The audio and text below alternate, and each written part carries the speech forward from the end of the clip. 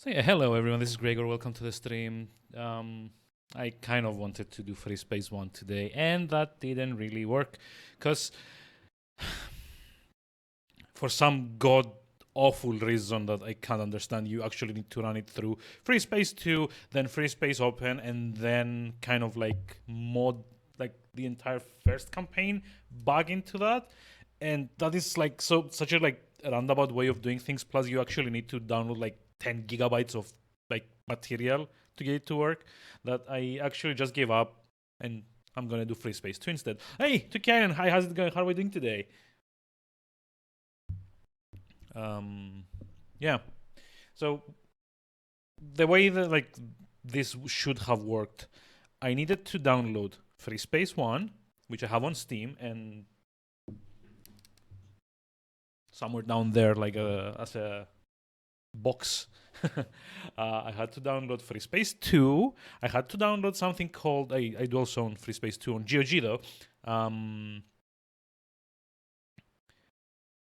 I had to download FreeSpace Open, which is a fan-made project like upgrading the engine of FreeSpace 2 to be like more modern.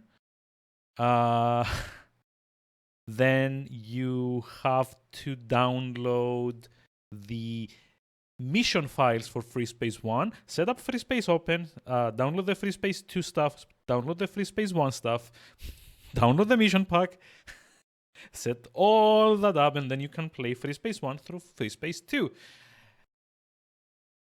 But the download speeds are so, because this is like a fun project, right?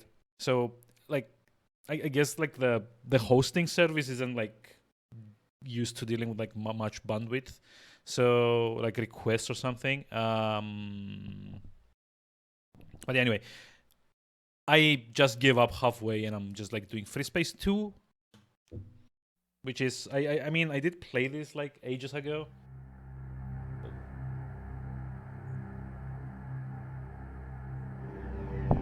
Got the thing right here. I'm just like gonna wait for this to die down a little bit because it's like way too loud. Working your night shift. Aw.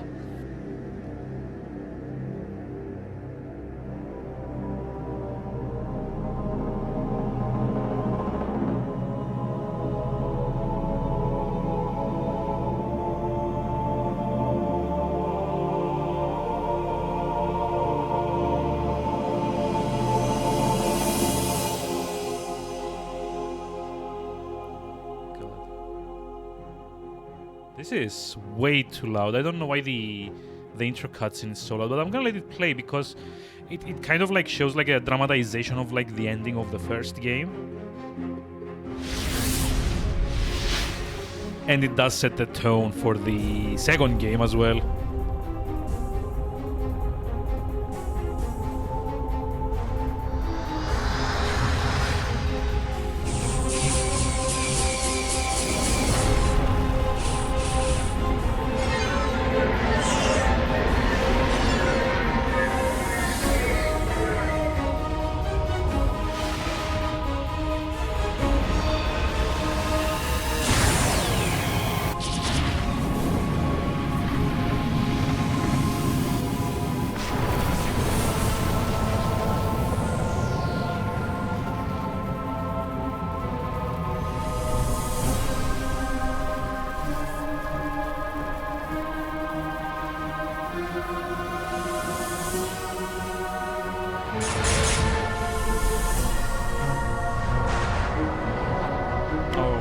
Oh, you mean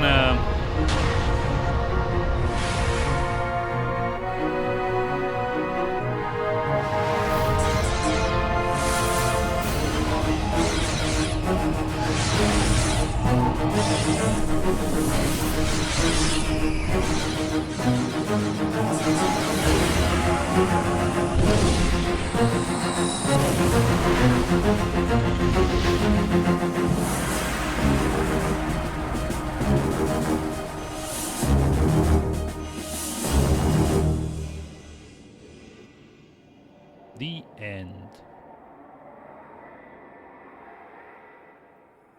Anyway, No, there's like that one bit as well with the... Yeah. This looks so nice. Yeah, it's like pre-rendered. It's like 1999. Although I will say that the actual in-game... 32 years have passed since the Great War. God. Graphics are also great. The Shivans vanished half a lifetime ago. And now, So yeah, it's actually... we live in the mausoleum of history. We inherit the legacy of ghosts who haunt these ruins. The elders call us the lost generation.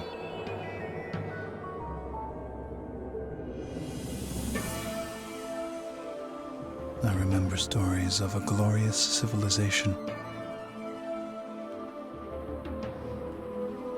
of cities with spires that reached the sun.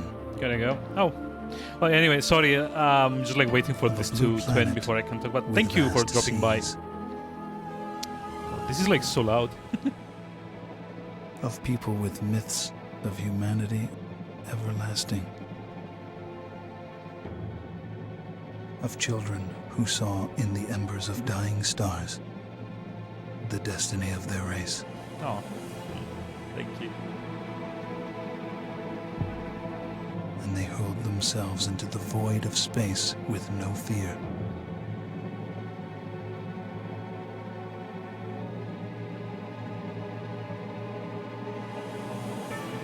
They say our people have no present. Only a past filled with horror. Yeah. And a future they can only dream of.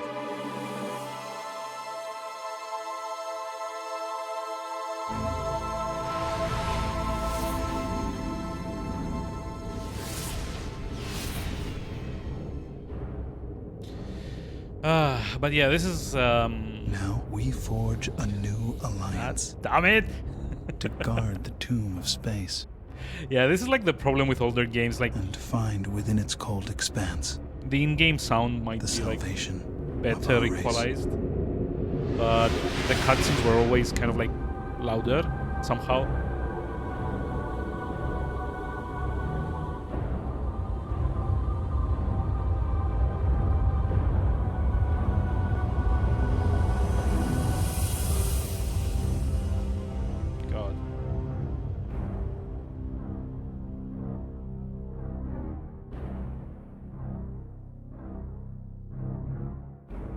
Are we there yet?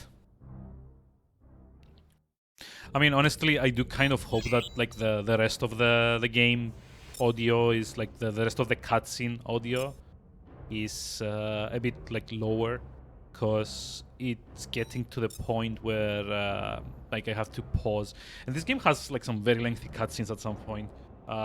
It's like a very cinematic kind of game, but like the good sense of it.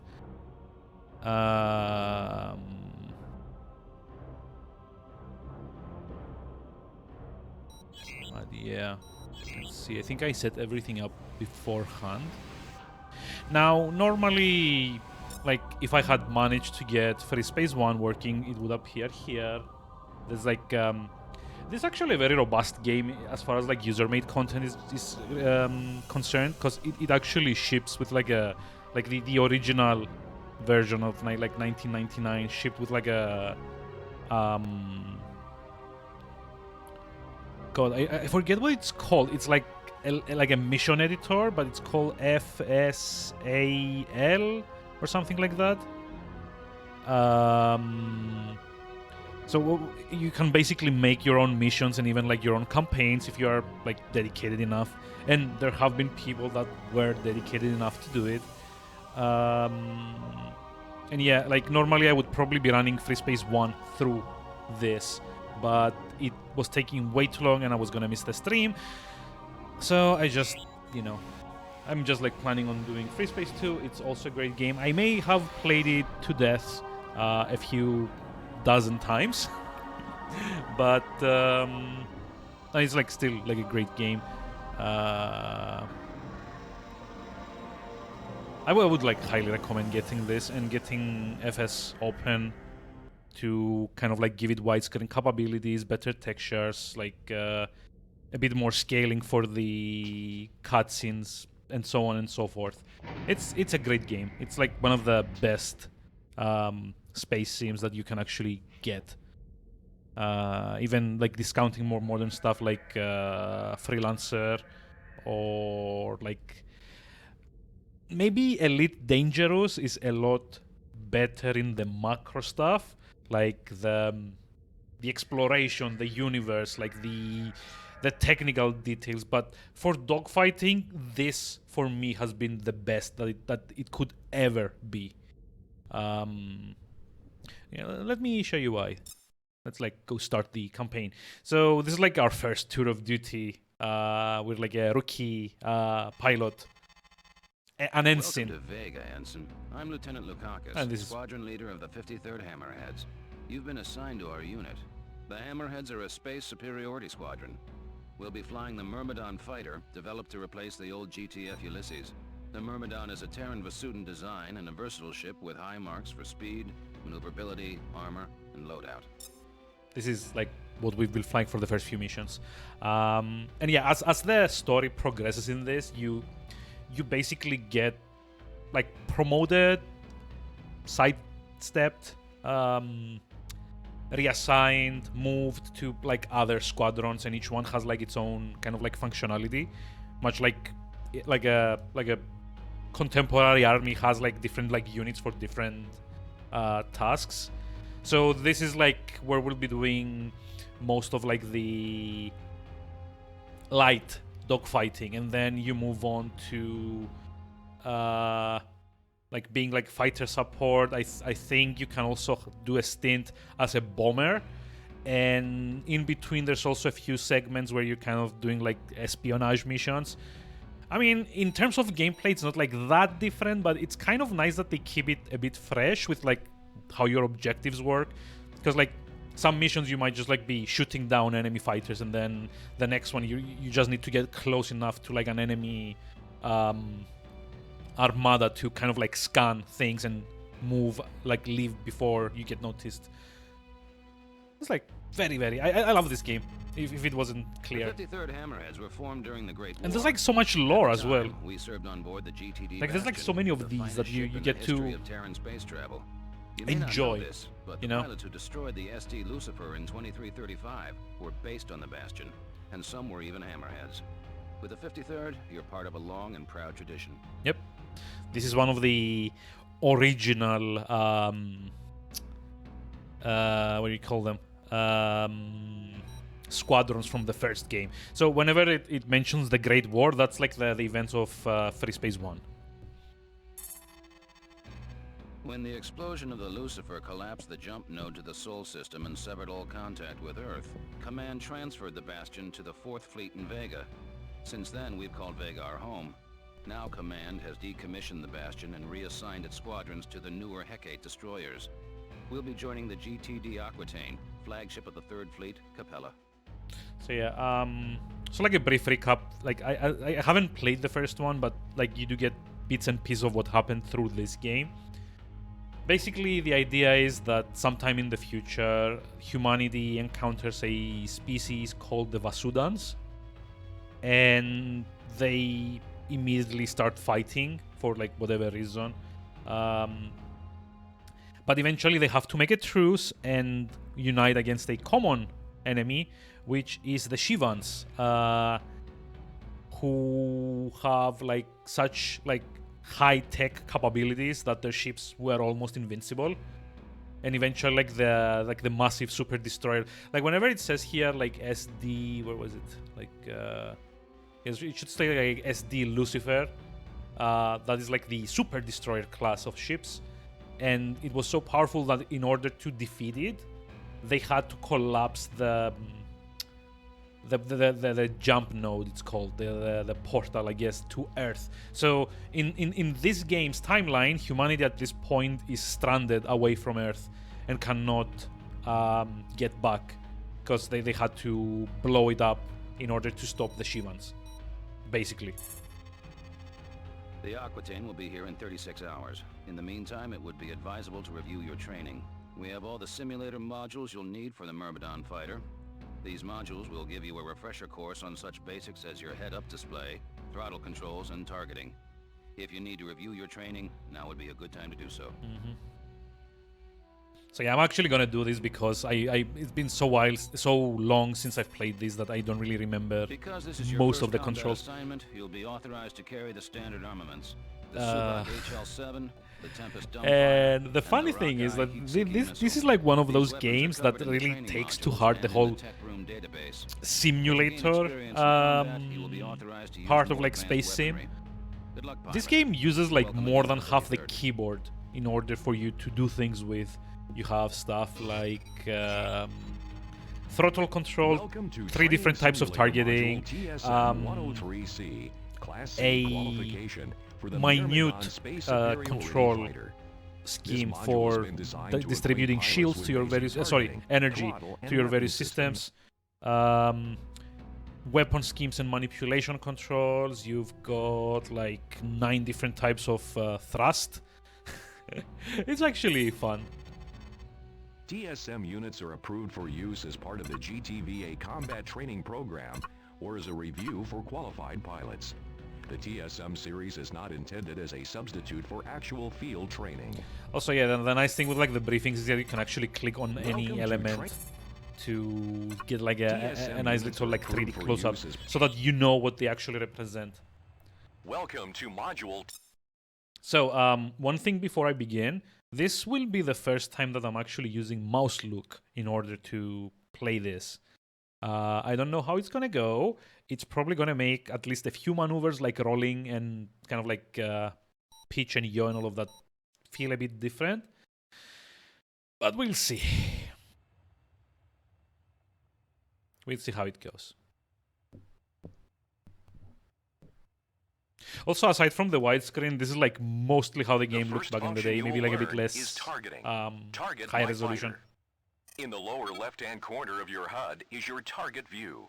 The top lines display the targeted ship's name and class. Also, something else that... Sorry, I'm just like interrupting. I'm just like gushing about this. Jeez. Another cool feature about this game, you can fully customize the UI. Not the positions, but the colors. I can actually make each element of the UI like a different color. I could make like the directives red. I could make the 3D preview thing blue. I could make this like green. The radar and like the engines, like the power distribution, make that like pink and, you know, whatever. The next line shows the distance to your target and its speed. Note the brackets around my ship indicating I am your current target. Yep. As I fly out of view, the off-screen indicator will display. It points in the direction you must turn in order to face your target. So it's like the little green arrow there. The indicator moves as I fly around. It is always pointing at your target. So it's basically telling you where you need to face. Notice how the triangles separate. The farther apart they are, the farther you'll have to turn to face your target. Finally, note the number by the indicator. This is the distance to your target. The circular gauge near the bottom of your HUD is the radar. Friendly ships are shown in green. Hostile ships appear in red. Ships directly in front of you appear in the radar center. Using your main flight controller, turn your ship toward mine. Yep. Stop when my ship is in your center red. Good. Now stay in that position. Okay, yeah, that was dumb. I actually have the numpad as like a scene swap, and in this game the numpad is used to kind of like pitch, yaw, and like do all those like cool things. Now follow me. Note how your speed automatically changes to match mine. There's a little to the M. left of the Yeah, there we go. reticle is the speed gauge. The capital M next to the current speed indicates that you are matching speed with your target. I know, stop interrupting me. I'm trying to explain this to chat.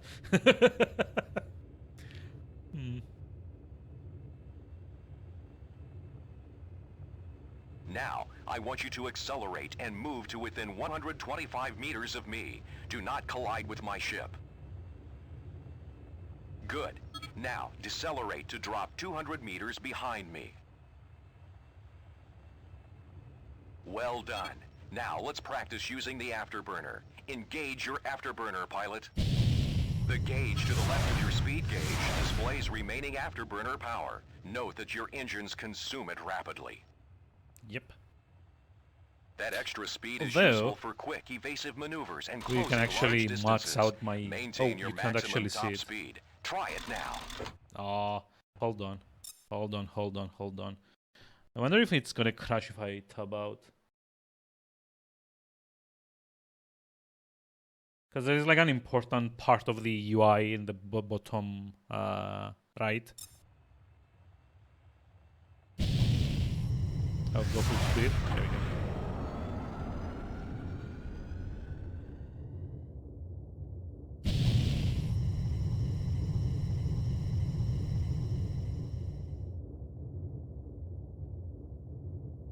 Wait, I am going full speed. What the? Hello? Now, bring your fighter to a complete stop. Also something turned up. I wonder if we get Drone to... 1 has jumped in. Target it. Yeah. I wonder if we get to Good. fire it. Now fly within 100 units of it and come to a stop. Be careful not to fly too fast.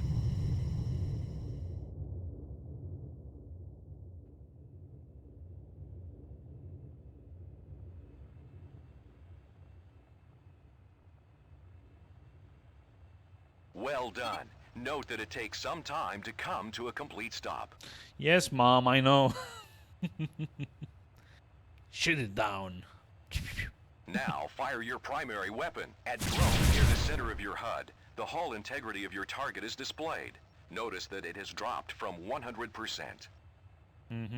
This information is also available in the upper right corner of your target view. Yeah. Now, destroy Drone 1. Good job. Let's see how quickly you can destroy these new drones. Target hostiles and destroy them with your Subak HL-7. HL-7 is standard issue on all Myrmidon space superiority fighters.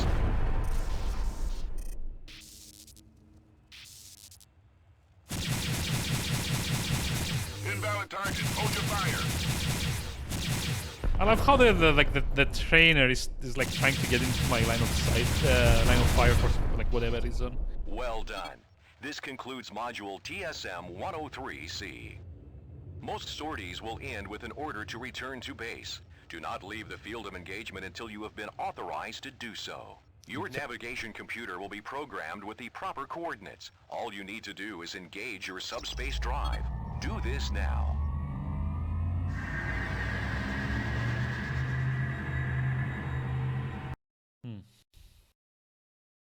Well done, pilot. You have successfully completed TSM-103C Class C qualification for the Myrmidon Space Superiority Fighter. Oh, I'm playing this on easy. Also, it's like a cool feature. Like you actually Well can done, get pilot. recommendations. You have successfully completed TSM-103C there's Class like- C qualification for the Myrmidon Space Superiority Fighter. You may now proceed to training There's like simulator later module gonna be missions TSM-103B. that have like optional objectives or like stuff that you may be able to do differently, and these recommendations kind of like help you out. Or even if you like fail a mission, you will get like a recommendation, like maybe try to allocate more power to shields or something like that, you know, which is interesting.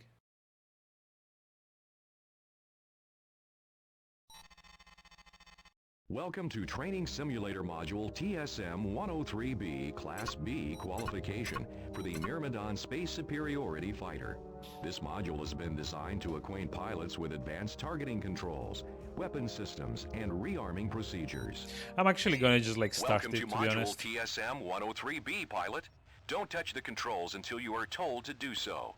You will fail this session if you do not follow instructions carefully. Begin by targeting my fighter. In combat, you will need to acquire your targets quickly. With multiple wings and warships, you will not have time to cycle through all objects in sensor range to find a specific target. Let's take a look at some controls that will help you locate targets more efficiently. 2 drones will be used for the first part of this exercise. Yeah. Come on. You Like, I have a could swear there targeting was like a control way which to enables skip. you to acquire the nearest hostile target. Using the control repeatedly will cycle through hostile targets in order of their proximity. Okay, this is like mouse wheel. Nice. Target drone 1 with your hostile targeting control. Good. Now target drone 2. Excellent. Well, Now we'll learn another useful targeting control. As a GTVA fighter pilot, you will be called upon to defend larger vessels, from troop transports to destroyer-class warships. For this simulation, let's bring in a Triton-class freighter. Observe that the name and hull integrity of the freighter appears in the box to the right of your reticle. It's behind This chat. escort list Hold enables on. you to monitor its status. I guess we can put it like... I mean, no, you know what? I'll just like... Pop. Disable it. Much better this way. Because it's got like a pretty complex UI anyway, right? You can target ships on your escort list by using the escort targeting control. Target well done. On any escort mission, it is important that you stay close to vessels you have been assigned to protect. The escort targeting control makes locating these ships more efficient. Yup.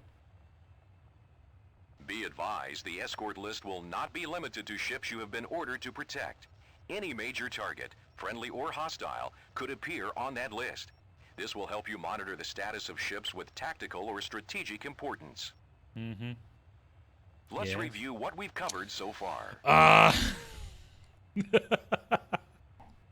Target drone 1 with your hostile targeting control.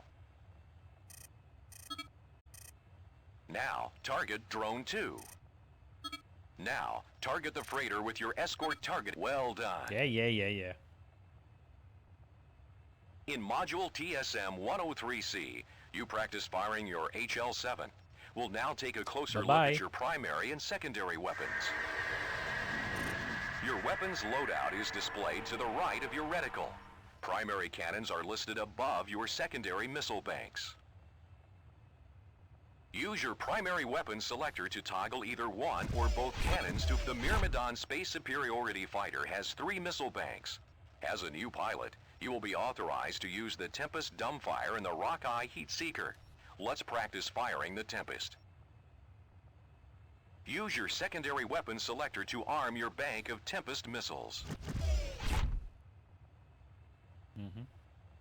Good. Tempests are dumbfire projectiles. These warheads have no homing system, so they'll fly in the direction in which they are fired. For this reason, they are most effective at close range. Unless your aim is very precise, hitting targets at a distance with the Tempest may be difficult. Now, select Drone 1. Use good. Destroy Drone 1 with your Tempest missiles. Close your distance if you need to. Well done. The Tempest may not be as accurate as a heat or aspect-seeking missile, but a Myrmidon can carry up to 320 of these missiles. A volley of Tempest will quickly pulverize an enemy fighter. To maximize their effectiveness, use them in conjunction with your Subak HL-7. While the lasers penetrate the shields of your target, the missiles will impact the enemy's hull. Let's move on to the Rockeye Heatseeker. Arm the Rockeye with your secondary weapon selector. Well done. Now, target. When you fire the Rockeye, the missile's tracking system will lock onto the heat signature of your target. Be aware the homing radius of the Rockeye is limited, and your target must be near the center of your HUD. Destroy Drone 2 using your Rockeye missiles. Nice shooting, pilot. Compared to the Tempest, the Rockeye is more accurate and has a greater effective range. However, the Myrmidon can carry no more than 20 Rockeyes.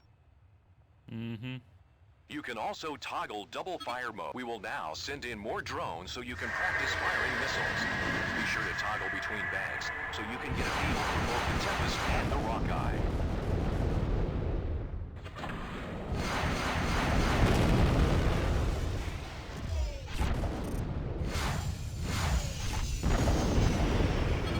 Okay.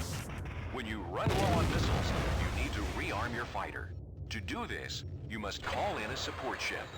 Oh yeah, it was like C, I think. First, Press the communications Yep. in order for the Deploying support ship to ship dock. now. You must Please bring your stand fighter by. to a complete stop. The support ship will then automatically dock with you. In the lower portion of your HUD, an indicator displays the support ship's ETA. The support ship's primary purpose is twofold. First, it will reload your secondary weapons and countermeasures. Yep. Second, the support ship is capable of making minor repairs to your ship. It can fully repair any damaged or destroyed subsystem. However, the support ship cannot repair your hull. So yeah, basically we can get back functionality Keep in for mind, like a support ship can systems, only load as but many not weapons health. as it has on board. Rearming complete, sir. It may You're not good to be go. enough to completely rearm your fighter. Hi. We covered a lot in this module. If you need to review this material, replay the simulation. Otherwise, you are qualified to proceed to TSM go. 103A. Engage your Yeah, this is subspace actually drive. taking a lot longer than I thought it would. To be honest. Well done, pilot. Yeah. Okay. Sure. Bye bye. Welcome to Training Simulator Module TSM units. Welcome to module TSM 103A, pilot. Don't touch the Yes, controls this is the until final you are one at told least. to do so. You will fail this session if you do not follow instructions carefully. This simulation will cover dogfighting techniques. You will be required to use many of the skills you learned in the preceding modules, such as targeting, matching speed, and primary and secondary weapons control. Begin by targeting my fighter. You can either use your basic targeting control. You'll notice as I move, a circular indicator moves in front of my ship. That is the lead indicator. It shows you where you need to fire your primary weapon to hit your target. Now, target the drone. You can use your basic targeting control. The target box in the lower left-hand corner of the HUD displays the distance to and hull integrity of your target. Yeah, I know. We already Your covered target's hull this. strength is also shown in the lower part of your reticle.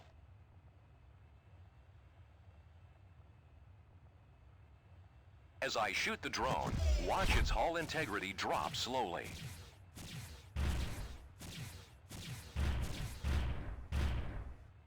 A good dogfighting tactic is matching speeds with your target. I want you good. Your throttle can be set to automatically match the speed of your target, even as your targets change. Use your auto matching control to toggle this feature on or off. Okay. Yes. This is taking ages.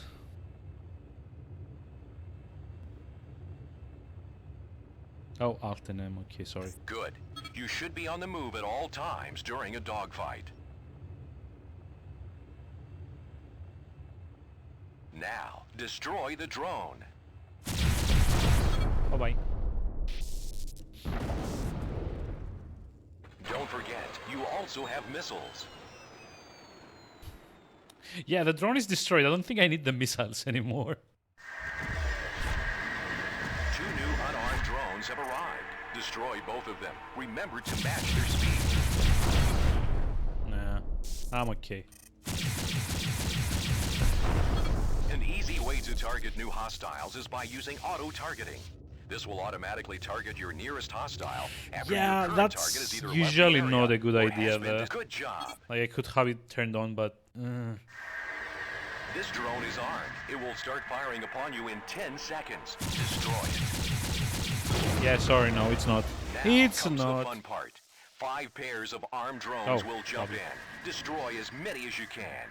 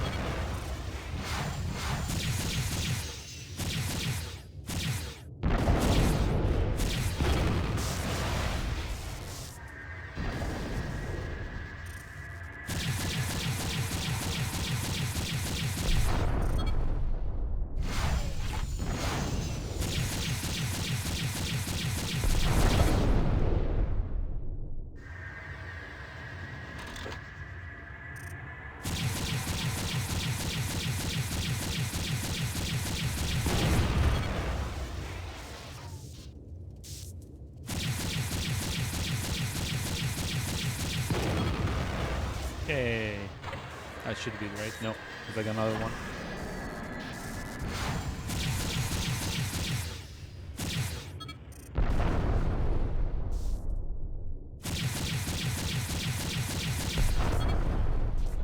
Great job, pilot. You have successfully qualified on the Myrmidon Space Superiority Fighter. Engage your subspace drive. Congratulations, pilot. You have successfully completed TSM-103A, Class A qualification for the Myrmidon Space Superiority Fighter.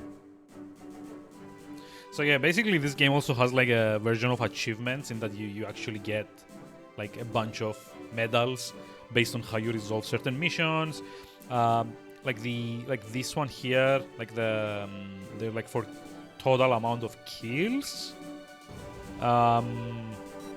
There's a few optional ones for doing like specific parts of the campaign. It's nice. You'll see now. Now we're actually like getting to start the actual missions.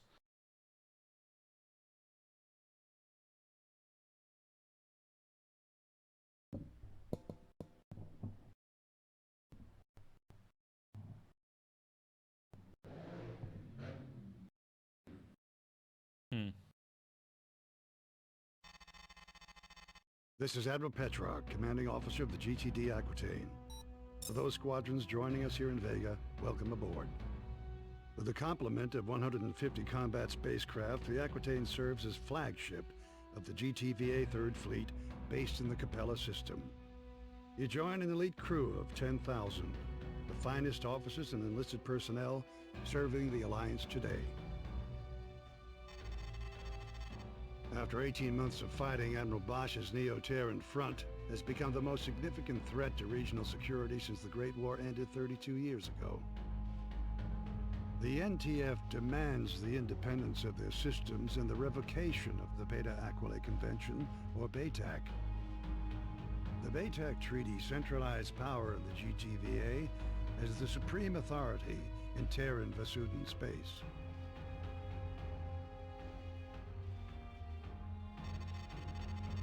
Integral to NTF ideology is Bosch's vision of Neo-Terra. A utopian society where the lost grandeur of Earth will be restored. Bosch and his followers oppose any alliance with the Vasudans as a threat to the future of the human race. The rebels are entrenched in Polaris, Regulus, and Sirius. But before we hit these strongholds, we must secure Epsilon Pegasi, Alpha Centauri, and Deneb. These contested systems are now the focal point of Allied operations.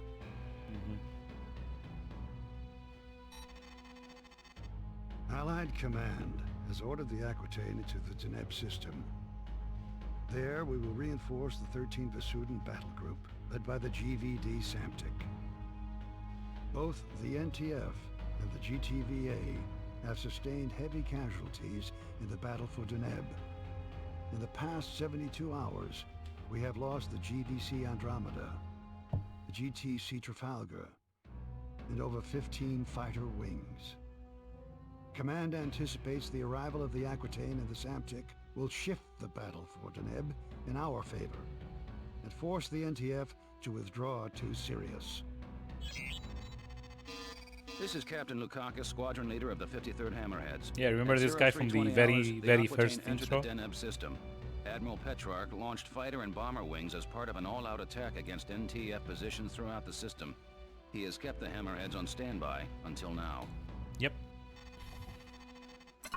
A situation is developing near the inhabited planet of Cygnus Prime. We have over 100,000 Vasudan refugees fleeing their colonies in transports. Allied ships are rescuing the Vasudans as quickly as possible, though the logistics of this operation leave many refugees still vulnerable to rebel attack. At 0545, we received a distress signal from a refugee convoy 900 clicks, or kilometers, from the outer orbit of Cygnus Prime. The Vasudans responded with a wing of Serapis fighters, designated Epsilon, which have just called in for reinforcements. Alpha Wing, you're going in. Yeah, basically the very first mission is we are reinforcements at this point. Because these transports do not have jump drives, you must protect the convoy until a recovery ship arrives. With all warships engaged and other convoys in dire need of protection, we do not know when a craft will become available. Command will keep you updated and send in reinforcements as needed. Yep. Alpha So we need 2 here. I have a to visual support on the these convoy, two. 1,500 meters dead ahead. The escort wing is down 2 fighters. Iota transports. This is Alpha Wing of the 53rd Hammerheads, GTD Aquitaine. We have orders to protect your convoy. What's your status? Over. Alpha Wing, we have lost 3 transports to the rebel attack. The surviving vessels have sustained moderate damage. We anticipate the rebels will return in greater force. Hang in there, Iota. Command will send a recovery craft as soon as possible. All right, Alpha. Let's get to work. We must defend these transports until a recovery ship arrives.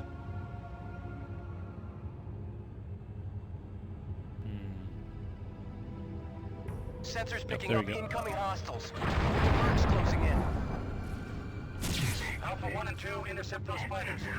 We will defend the transports.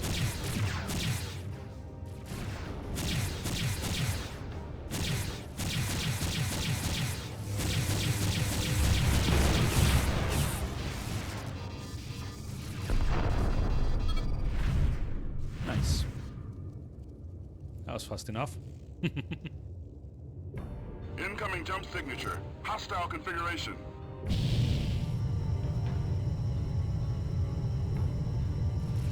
So another like nice thing is that like the HUD is like very informative overall.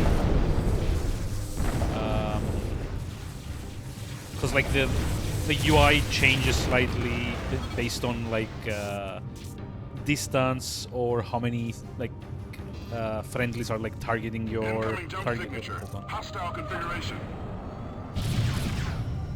Like see how like the leading indicator changes? That means that like I am like way too far to be able to actually hit.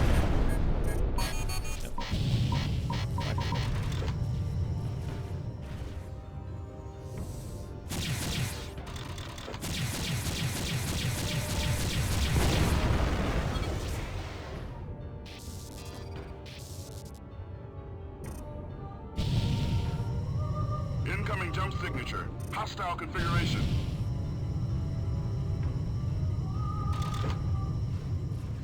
So you see like the lead-in, it's like a different shape because I'm out of range. My laser doesn't reach all the way to there.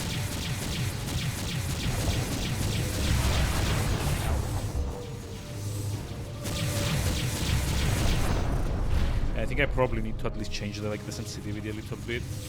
Just like easier to lead into everything.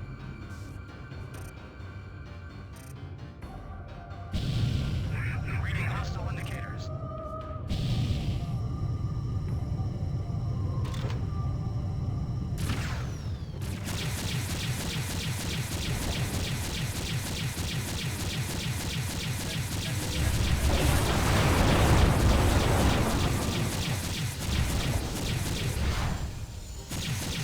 We have transmitted your coordinates to the GVD Samtic. The vessel should be exiting subspace momentarily. Hey, the cavalry has arrived.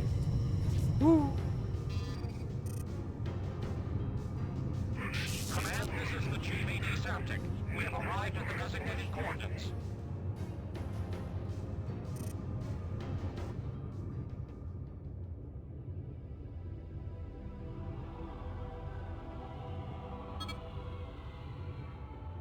The NTCV Belisarius, a Deimos-class corvette, has run our blockade of the Sirius jump node. We are now tracking the vessel through subspace. We have vectored its course to your immediate vicinity.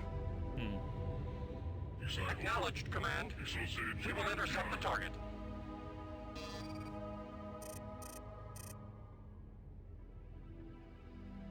Incoming jump signature. It's the Belisarius.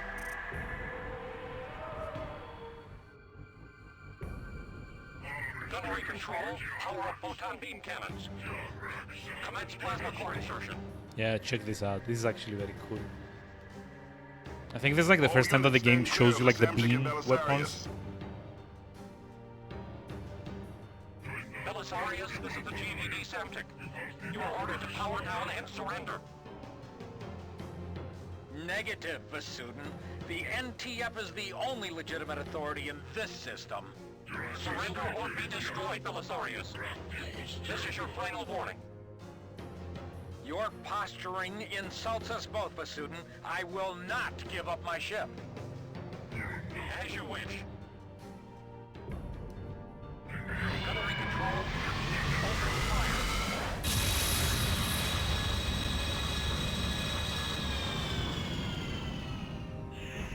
Belisarius objective has Oh yeah, been by the way, neutralized. these, when they explode so hard that if you're close, you do get damaged. Which is kind of cool, I guess. Now deploying wings Zeta and Theta. You are relieved of your escort, Alpha Wing. Yep. Mission accomplished, Alpha. Return to base. Well done, pilots.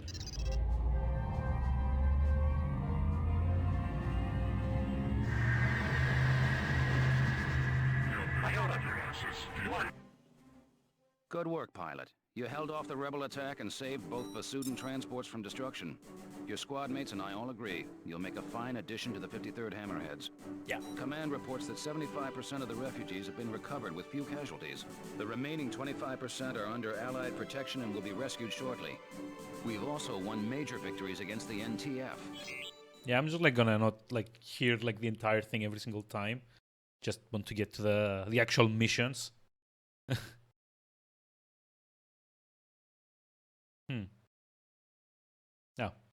Yeah, I was actually worried it was stuck for a second there, because, you know, it usually, like with older Command has games, ordered the 53rd it's kind of Hammerheads annoying. to secure an NTF depot in the Deneb asteroid belt.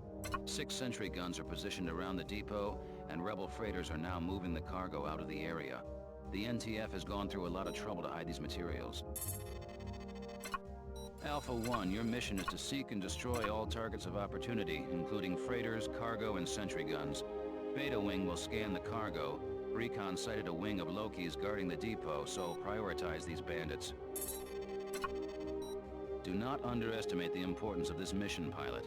A depot raid won't win you any medals, but it can be just as vital as taking down a cruiser or corvette. We must... Yeah.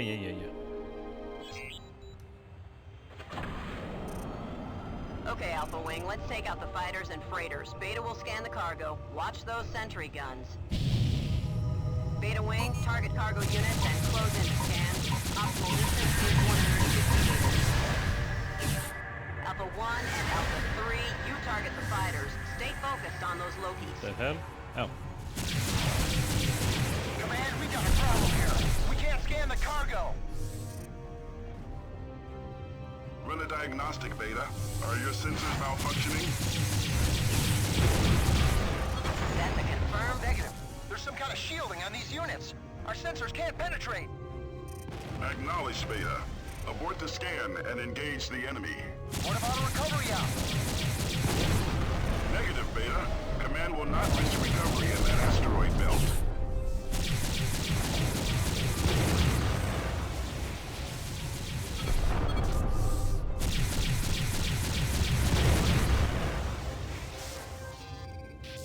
That's it. Bandits incoming. We're facing multiple bandits here. That cargo must be vital.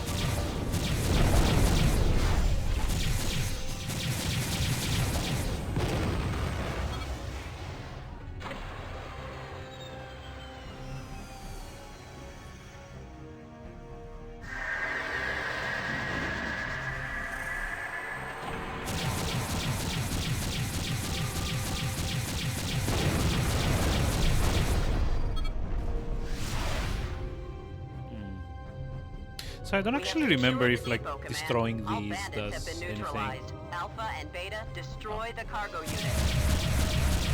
Hold on, Alpha. Long-range sensors are picking up another hostile target 3 kilometers from your position. I'm reading nothing here, Command. We're detecting a faint EM signature from one of the asteroids. Transmitting coordinates Oh, it's like now. over there.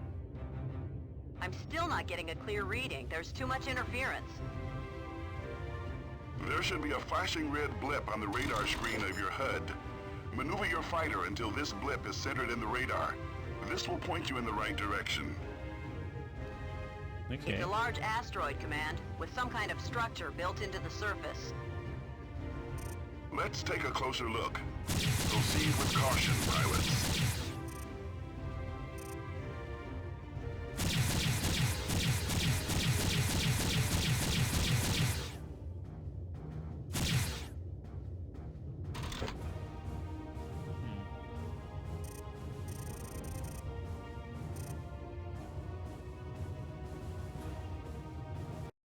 Nope. Did I do? Oh, never mind. Command, the target has turrets and a fighter bay. It must be a rebel installation. We're scrambling bomber wings now. Destroy that base, pilots.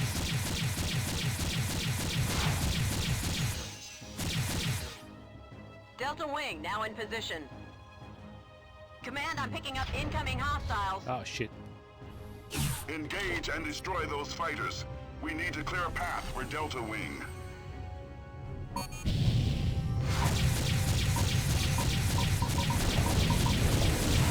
This is Admiral Bosch of the Neo-Terran Front. Allied fighters, break off your attack. Command, the rebel leader is on that base. Disregard that transmission, Alpha. Admiral Bosch is in the Polaris system. This must be a decoy. If you destroy this installation, you sign the death warrant of our race. I demand unfettered access to the Sirius jump node. There will be no negotiations, Bosch. Missile banks depleted. Calling in support. Listen to me. If my safety is guaranteed, I'll withdraw my forces from Deneb. Pilots, destroy that installation. You have your orders.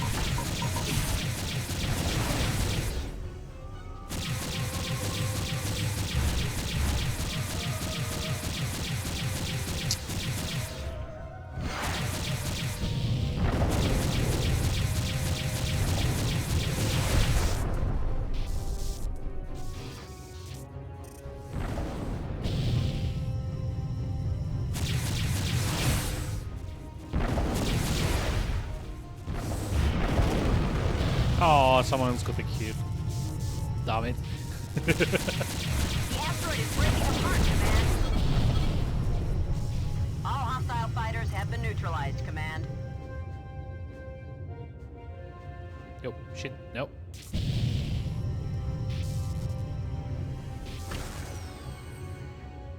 Like I almost like kind of like ran into it. That's not an installation. Disable the engines of that warship. Do not let them escape. There's no time, Command. The vessel is powering up its subspace drive. Yep. There we go. Bye-bye.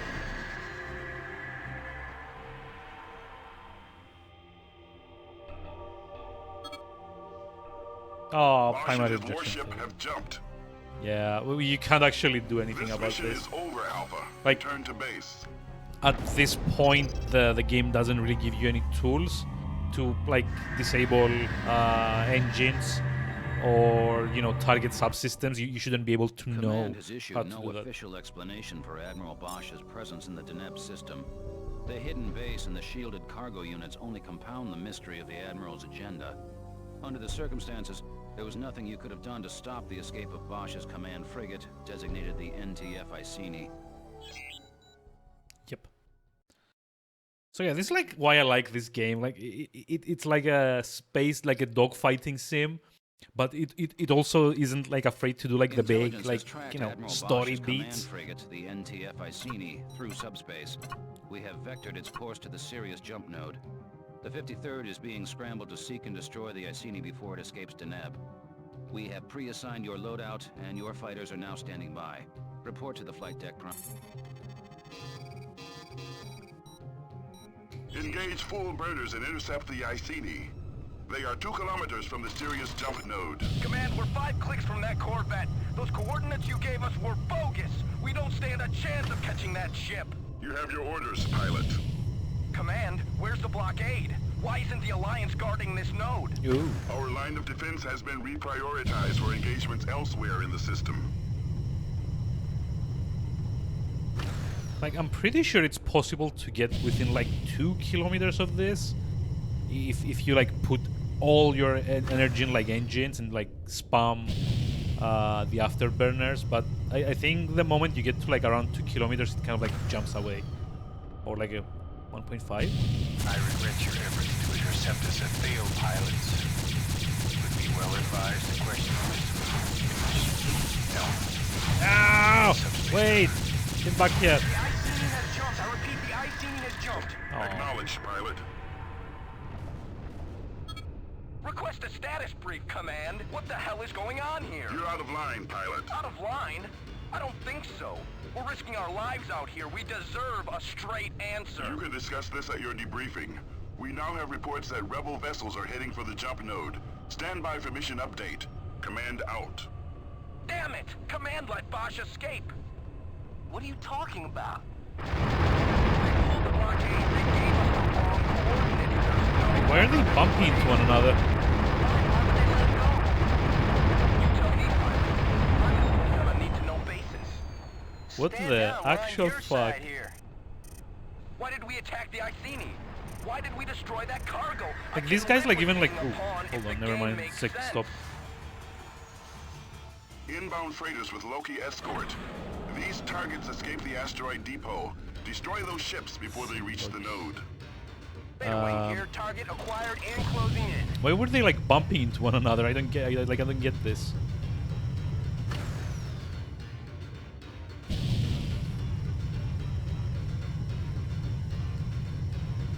Deploying support ship now. Please stand by. Also, yeah, I'm gonna need like a support ship to get a like my missiles back.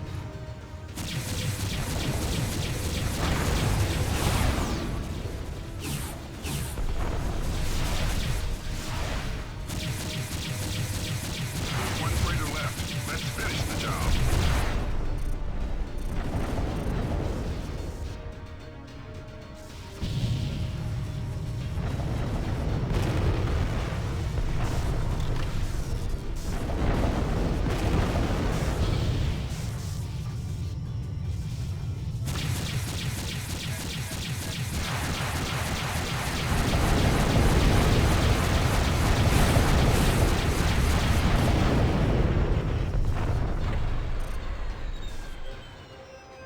Cover me! Cover me!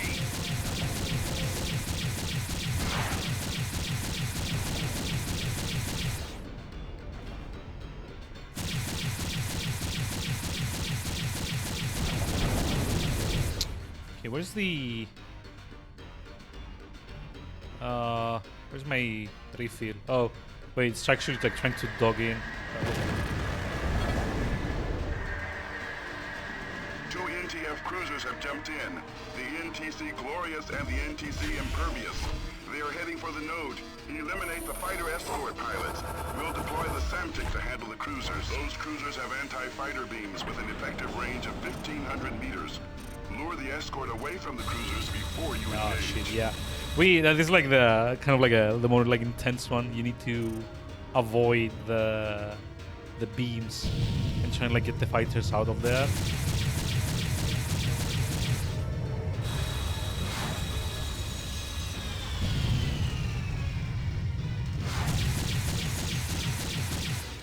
Okay, where's my way? Just like, need to move away.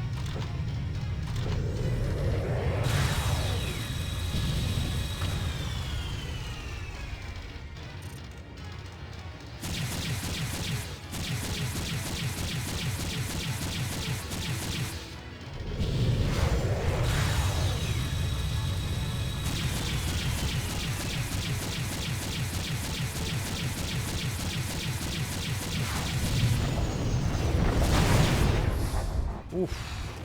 That was... Hull integrity failing. Get me out of here, Command.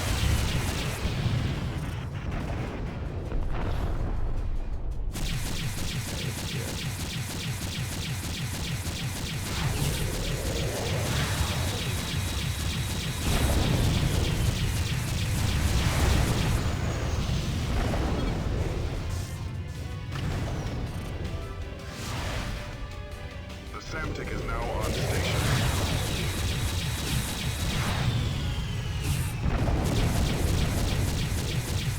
Oh, come on. Yeah.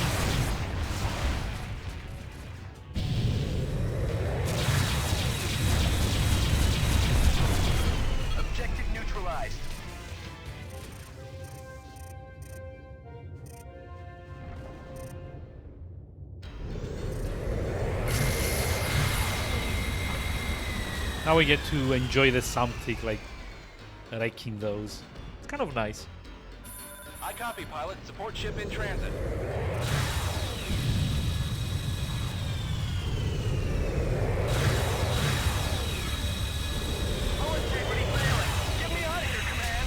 Pulverized the Glorious.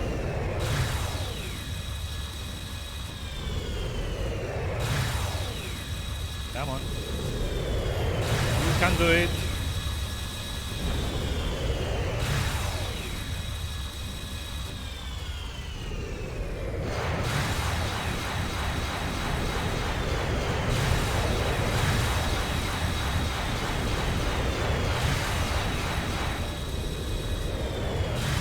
Fire is like trying like empty up.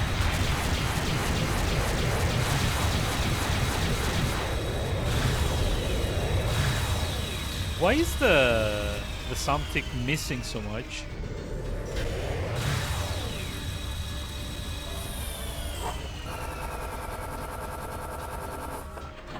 Rearming complete, sir.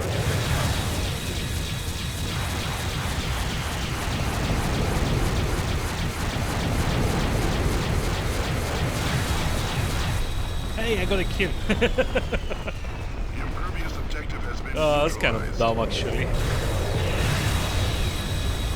Return to base, pilots. The Aquitaine is shipping out.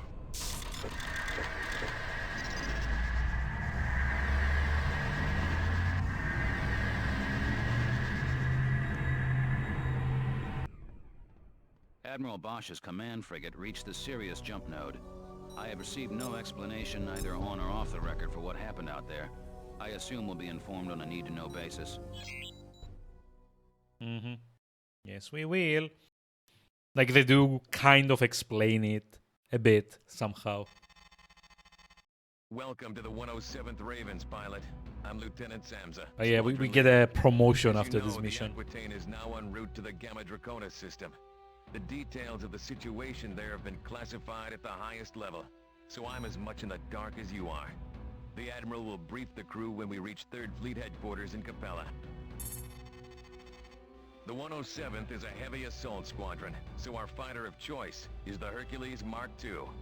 Implementing advances in fusion drive technology, the Mark II improves the assault fighter's speed and maneuverability without sacrificing loadout. The Herc has only 2 missile banks, but its ordnance capacity is greater than the Myrmidons. The original Herc won the Great War, so we're proud to carry on the tradition. Yep. I recommend that you review the Herc 2 training modules before the Aquitaine arrives in Capella. These modules review advanced tactics, such as countermeasures and energy management. According to your file, you are now authorized to use the GTW-5A Prometheus R, the GTM-19 Harpoon, and the GTM-4 Hornet missile. The Prometheus R is a So this is like a nice cannon little bit of developed lore during the here. Great War. After the Alliance lost contact with Earth, we lacked materials required for mass production, so engineers developed this retrofit version. The Prometheus packs a bigger wallop than the Subak HL-7, but it will drain your power reserves with extended use. The Harpoon and the Hornet are both aspect-seeking missiles. Yeah, I'm just like gonna start Welcome the to Module training. TSM-107M, pilot. Don't touch the controls until you are told to do so. You will fail this session if you do not follow instructions carefully. Let's begin with messaging. For Class A qualification, you learned how to call in a support ship to rearm and repair subsystems. Now, we'll show you how to give orders to pilots under your command. Our target for this simulation will be an Argo-class transport. Target the transport. Use your hostile targeting control. Good. Now you'll call in your reinforcements. Press the communications key to bring up the messaging window. Select reinforcements. So this is just like behind my webcam, but you know, I can actually like show everything. Transport targeted. Now have Epsilon Wing destroy the transport. Press the communications key to bring up your messaging box again. Target. Select 2 to transmit your order. Well done, pilot. Let's try this again. Yeah.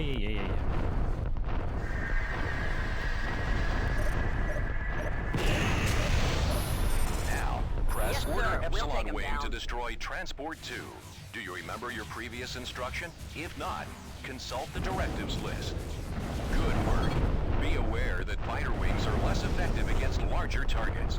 Bombers or vessels with beam turrets are usually required to destroy warships larger than cruiser class. Yep.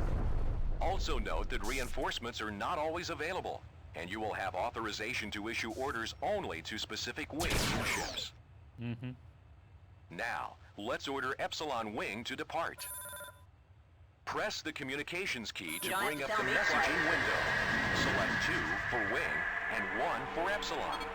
Finally, press 0 for depart. Blah, blah, Excellent blah. work. As you gain experience in combat, using the communications interface will become second nature. All right, pilot.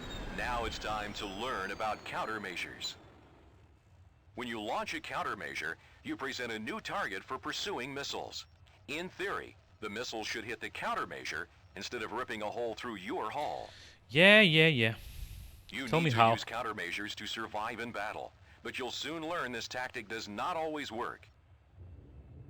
For this exercise, we'll bring in a Leviathan-class cruiser. The cruiser will now launch missiles at you.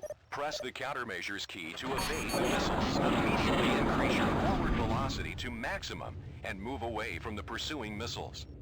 Punch your afterburners to gain that extra burst of speed. A yellow triangle will appear on your HUD, indicating the vector of the missile's approach. Try to keep this indicator in a 3 or 9 o'clock position. When the missile is nearly upon you, launch the countermeasure. Listen to the beeping sound of the missile lock to gauge the distance of the missile. The quicker the beeps, the closer the missile. While launching countermeasures, turn your fighter hard in sharp movements. This will also help throw the missile off your trail. If you evade the missile, an indicator will display in the upper portion of your targeting reticle. This will alert you to the fact that you successfully avoided the projectile. The number of countermeasures remaining is indicated on your HUD below the weapons display. If you run out of countermeasures, It's like very call easy in the to run out support of ship these, to to be reload. honest. Deploying support ship now. Please stand by.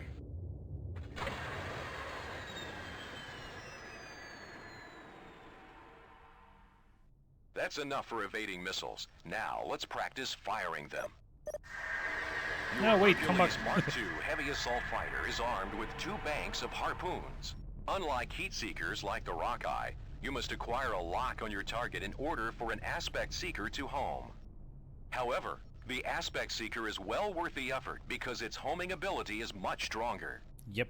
If a Heatseeker loses track of its target, chances are it will not reacquire Rearming lock. complete, sir. You're good to Aspect go. Seekers, on the other hand, will track their targets until they detonate.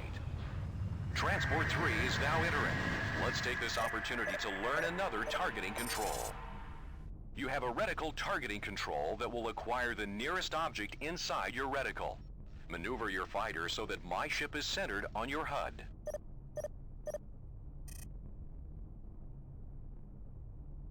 No, wait, where is he? There? Good. Now, well done. Now, target excellent. Now, let's see how you do with those harpoons. Notice the red indicator moving towards your target. That's the aspect triangle. Once it is moved onto your target, you'll see the lock indicator. This means your harpoons are locked and ready Blah, blah, to blah, blah, fire. blah. Okay. Now, fire 1 harpoon at the freighter. 1, sorry. Note how fast the harpoon moves. This warhead delivers quite a punch. A round of harpoons can be fired every 3 seconds. Fire another round and note the countdown timer in your weapons gauge. The harpoon is almost useless if fired before lock has been acquired. That's a major distinction between the harpoon and the Rockeye. Fine. Just let me Now, finish. unload your harpoons until you've destroyed Transport 3.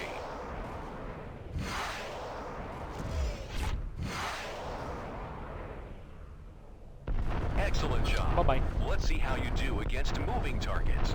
Yeah. In order to gain aspect lock on a moving target, you must keep the target's lockbox in a fixed position inside your HUD reticle. We'll now bring in the fighter drones. When the first drone enters, target it and acquire lock. Try to keep the target indicator in the center of your HUD reticle. Once you have acquired lock, fire a harpoon to destroy the drone. These drones will not be using countermeasures. Well done. All aspect seekers function this way, from the Hornet missile to the Helios torpedo. In general, the larger and more powerful the warhead, It's like the only bad thing is like if you've played something, all of like the tutorial seems dumb the let's 5th have time you around. face a real challenge. Multiple wings will appear simultaneously. Destroy them all. You must be in range of your target before you can gain aspect lock. Hit your burners to intercept the drones.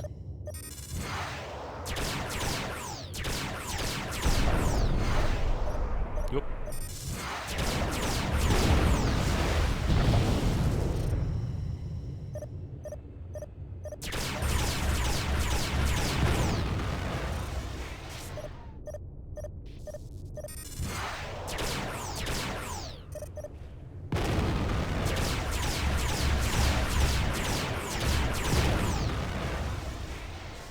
The other guy? Oh, there we go. Well done. This concludes module TSM-107M. Engage your subspace drive to end this simulation. I wonder if it's possible to just like jump out before you're done, to just like skip the tutorial. Well done, pilot. You have successfully completed TSM. Oh no, shield management. I know how to do this. Welcome to Training Simulation. Yeah. Welcome to module TSM-107SE, pilot. Don't touch the controls until you are told to do so. You will fail this session if you do not follow instructions carefully. First, let's take a look at the gauges and controls for your shield system. Yeah, see, I know how to The do that. Alliance acquired shielding technology from the Shebans during the Great War. Shield systems have been standard on Terran Vasudan fighters and bombers for over 30 years. Wow. Your shield system generates an energy shell that protects the hull of your ship from primary fire and So missile here's like another blast. fun fact about this. Like, As see they the absorb little damage, outline your of shields my will ship weaken. to However, the right of the your fighter radar? will automatically You can regenerate its actually shields over time. redirect Your shield energy. integrity gauge is located in the lower What right this of guy's your saying. HUD.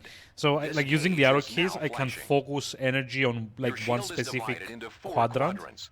Each quadrant can withstand limited damage. Yes, that's what I'm trying to say When a here. shield Thank you. quadrant sustains damage, the corresponding section of your shield integrity gauge will flash. Observe. There we go, and I can actually like give Note it the more front of energy your to shield cover is it up, flashing as if which is you've nice. taken a hit. It's like very hectic to remember in Observe how combat, the but gauge changes as your shield sustains more damage. When a shield quadrant has been destroyed, all damage on that quadrant will impact the hull of your fighter. Your shields will regenerate themselves automatically. Let's accelerate this process to save time. Now observe as the front quadrant of your shield repairs itself to full strength. yeah, I've done Your that already. shield is now fully recharged. No kidding. Effective shield management can mean the difference between life and death. Blah, blah, blah. The simplest way to manage your shield is the equalize quadrants function. Oh yeah, what was that? I have damaged your Q. front quadrant again. Use your equalize quadrants function to repair your shields. Well done. Your front section has been partially recharged. This shield energy came from your other 3 quadrants. Practice this function often. Yeah, so you can basically like redistribute I'm the now shields going to reduce most of your shield replenish. strength. Note that 3 of your 4 quadrants are now near 0 power. Oh no. With your shield management controls, you can maximize shield strength in a specific quadrant. First, maximize the strength in your front quadrant. Well done. Note that your front quadrant is at full strength, while the other quadrants have been drained. Maximizing your front shield quadrant is especially useful when you're attacking the turret of a large ship. Yeah. Now I want you to maximize your rear shield quadrant. If you're pursuing an important objective and are being attacked from the rear, maximizing your rear shield quadrant can deflect the gunfire of your pursuer. Now, equalize quadrants again to distribute shield energy evenly around This is your like ship. the worst thing about like We will having conclude to this sit module through with this. an overview of your energy transfer system, or ETS. So that's like the thing down In bottom the lower right. of your HUD So are if you can three see, I can bar actually gauges labeled allocate G different for guns, like S energy for levels shields, to and E like for engines. G guns, S You shield, can and use your E ETS energy. controls to augment or Engines. diminish the Sorry. energy allocated to each of these So three basically, systems. if I put more energy to guns, my First, let me let's show you. increase your weapon's energy allocation. Never mind. I don't Observe have enough that as drain. you divert power to weapons, the energy levels for shields and engines drop. Like, The let me more just like. energy diverted to weapons, the faster your primaries will reach. So if you see the gauge on the right of the screen, that's like my ammunition, that's my energy. Now that I have no energy to guns, it doesn't replenish, but the more I give it, the faster it will kind of like fill up. Same for shields, like the more energy I pass on to shields, the faster they will regenerate. Now, let's increase your shield allocation. Oh, God. The higher your There we go. ETS setting for shields, the faster they'll recharge. This is like exactly what I'm Increasing your talking shield about right here. allocation may be critical in combat situations, such as stopping to rearm Yeah, and the your more fighter energy you or put to flying engines, through the heavy faster you flak. can go. Like the more Now, divert thrust more power to your engines. engines can give out. Increasing power to engines will improve your maximum speed by up to 30%, depending on the fighter's reactor capacity. Your afterburners will also recharge faster, enabling more frequent bursts of speed. For a slower fighter like the Hercules Mark II, increasing engine power may be necessary to chase down more maneuverable targets or cover large distances quickly. Well done. This concludes Module TSM-107-SE. Engage your subspace drive to end this simulation. Bye-bye.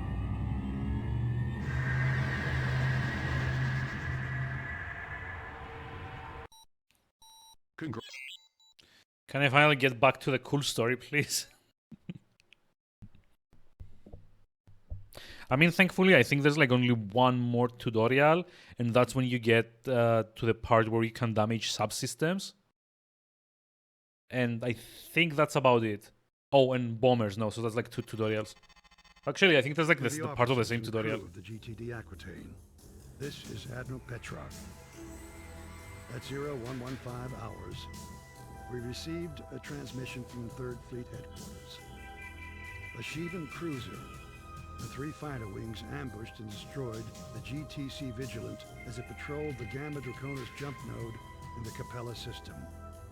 Command deployed the GTD Carthage and GDC Dashor, though these vessels neutralized the immediate threat. All Allied units now in a state... So yeah, the Shivans were the big bad from the previous game, by the way.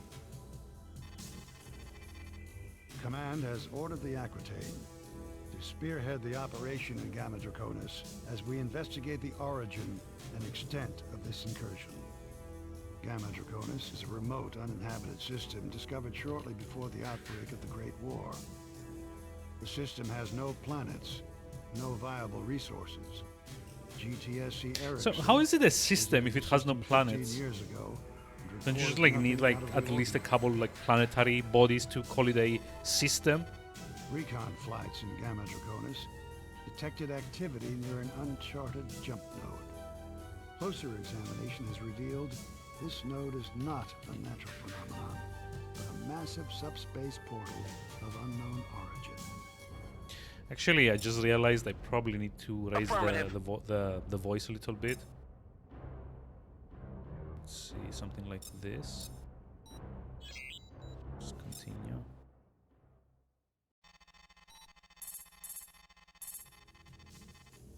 The Sheevan vessels There that you go. destroyed the Vigilant Much better. were not of any class encountered in the Great War.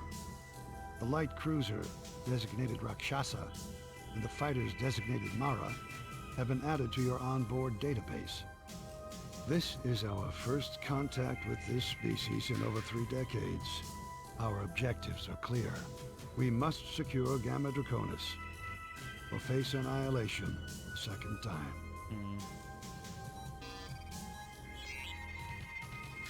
This is Lieutenant Samza, squadron leader of the 107th Ravens. Here's the situation. The GTD Aquitaine entered Gamma Draconis at 1640. The flagship will defend the Capella node as we advance to secure the system. Recon discovered a Shivan supply depot near the subspace portal, and this will be our target. Command believes the Shivans are preparing for a more aggressive attack on Capella. The SC Behemoth, a Rakshasa-class cruiser, guards the depot with a wing of Mara fighters. Enemy freighters are entering the system, dropping their cargo and departing through the portal. Your mission, pilot, is to execute a clean sweep of the area. Your primary target will be the Mara fighters. Once the escorts are down, destroy the Behemoth and any freighters in the vicinity. You'll need to hold down the fort until we deploy the Carthage and Dashor. After you secure the area, we'll send Wings Delta and Epsilon to relieve you.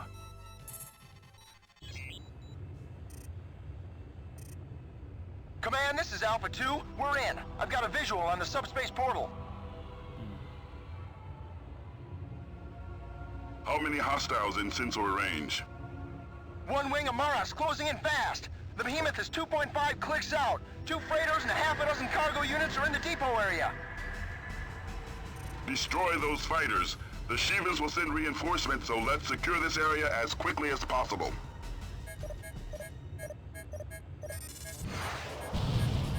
The Maras are too fast. I can't get a lock. Ah, jeez, come on. Yeah. There we go. I've never seen anything like it. These fighters are unbelievable. Band it down.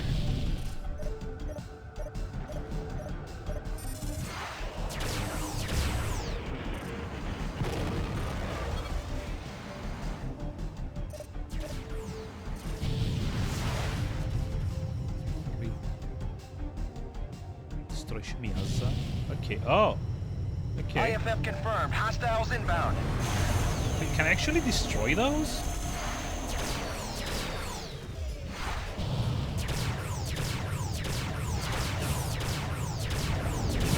Oh yeah, I can actually destroy those. Nice. Hey, G-Scorpion. Hi, how's it going? How are we doing today?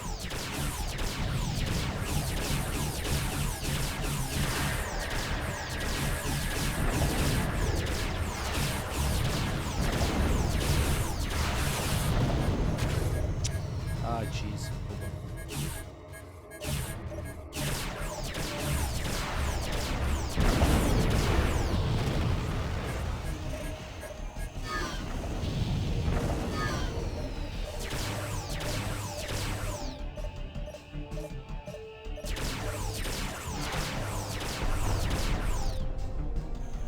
There's like another one. Oh, there we go.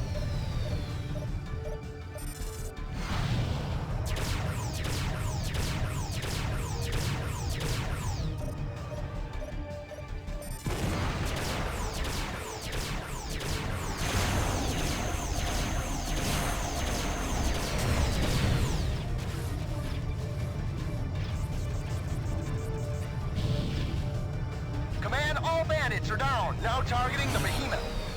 Yeah. Proceed with caution, pilots. Stand clear of those anti-fighter beams. The capabilities of that warship have yet to be determined. Oh, I get to target things. Hey, Koshi! Hi, how's it going? How are we doing today? I need to hunt that before sleep. Oh, fair enough. I haven't ever like played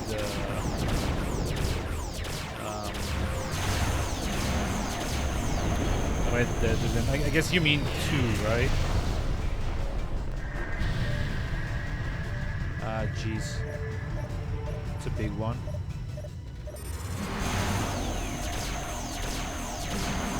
Oh, on Steam. Let's see if it treats you any better. Excellent work, pilots. Behemoth objective neutralized. I mean, I still seem to be losing a few frames every here and there, but Banks depleted. Calling in support. you know.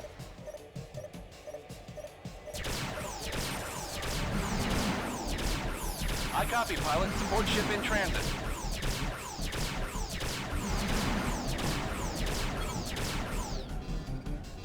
Area secure, command. Oh, we Standing missed by destroying for them all. orders. It jumped out. Hold your position, pilots. That sucked. We are now deploying the Carthage and the Dashor.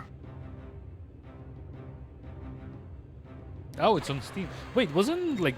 Oh, no, never mind. It did actually come out Command, on we've got 4 or 5 hostile wings coming through the portal. Steam again. We've got a new fighter class here. Designation Astaroth. Where's the Carthage? We need reinforcements ASAP, Command. Take evasive action, pilots. Help is on the way. Come on, come Hull on. integrity failed. There's too many of them. Send in the help me! The Carthage and Darshore will emerge from subspace momentarily. Stand by.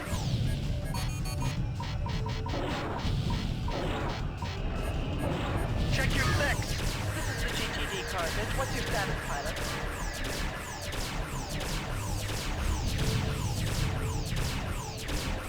The Shevans have broken off their come on. attack. They're heading for the Carthage.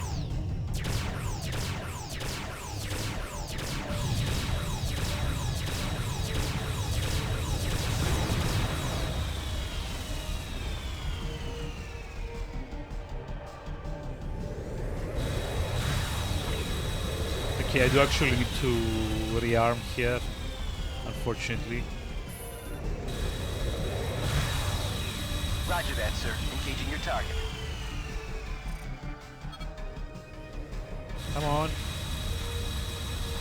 Rearm me faster, please. Thank you. Jump signatures, subspace portal. A King-class warship has entered the system. SD Goliath. Hull integrity failing. Get me out of here, Command. Rearming sequence aborted.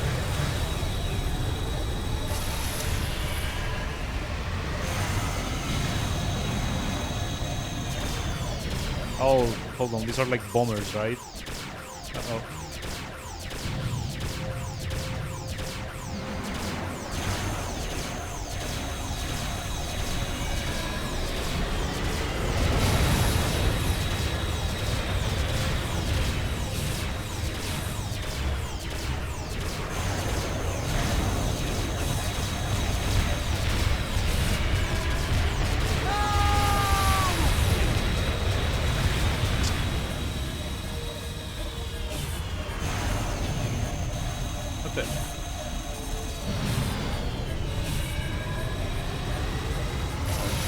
Hey, Nakshel. Hi, how are we doing today? How's it going? Childhood memories? Yeah, I know. I've like played this like so many different times. Although it might not look like it at the moment. Shit. No.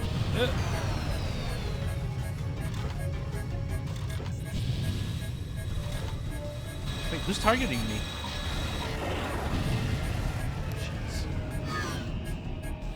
Hold on, hold on a second.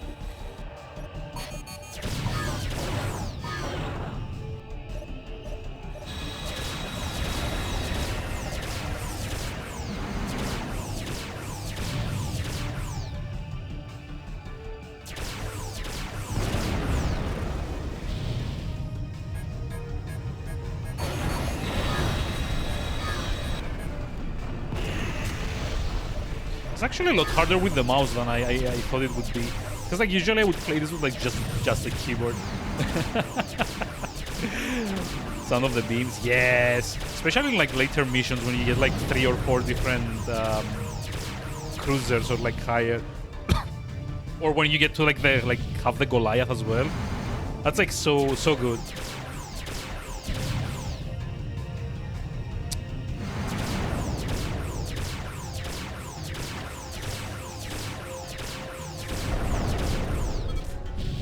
Oh, wait, there were bombers? Still? Fuck. Yeah, that's not good.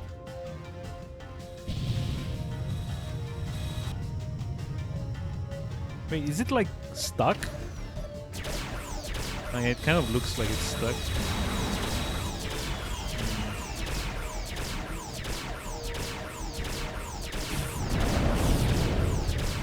Yeah, I'm actually playing this because I couldn't get FreeSpace 1 to load properly through FS Open, unfortunately.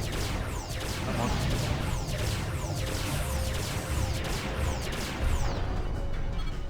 good. I guess. I copy, pilot. Support ship in transit.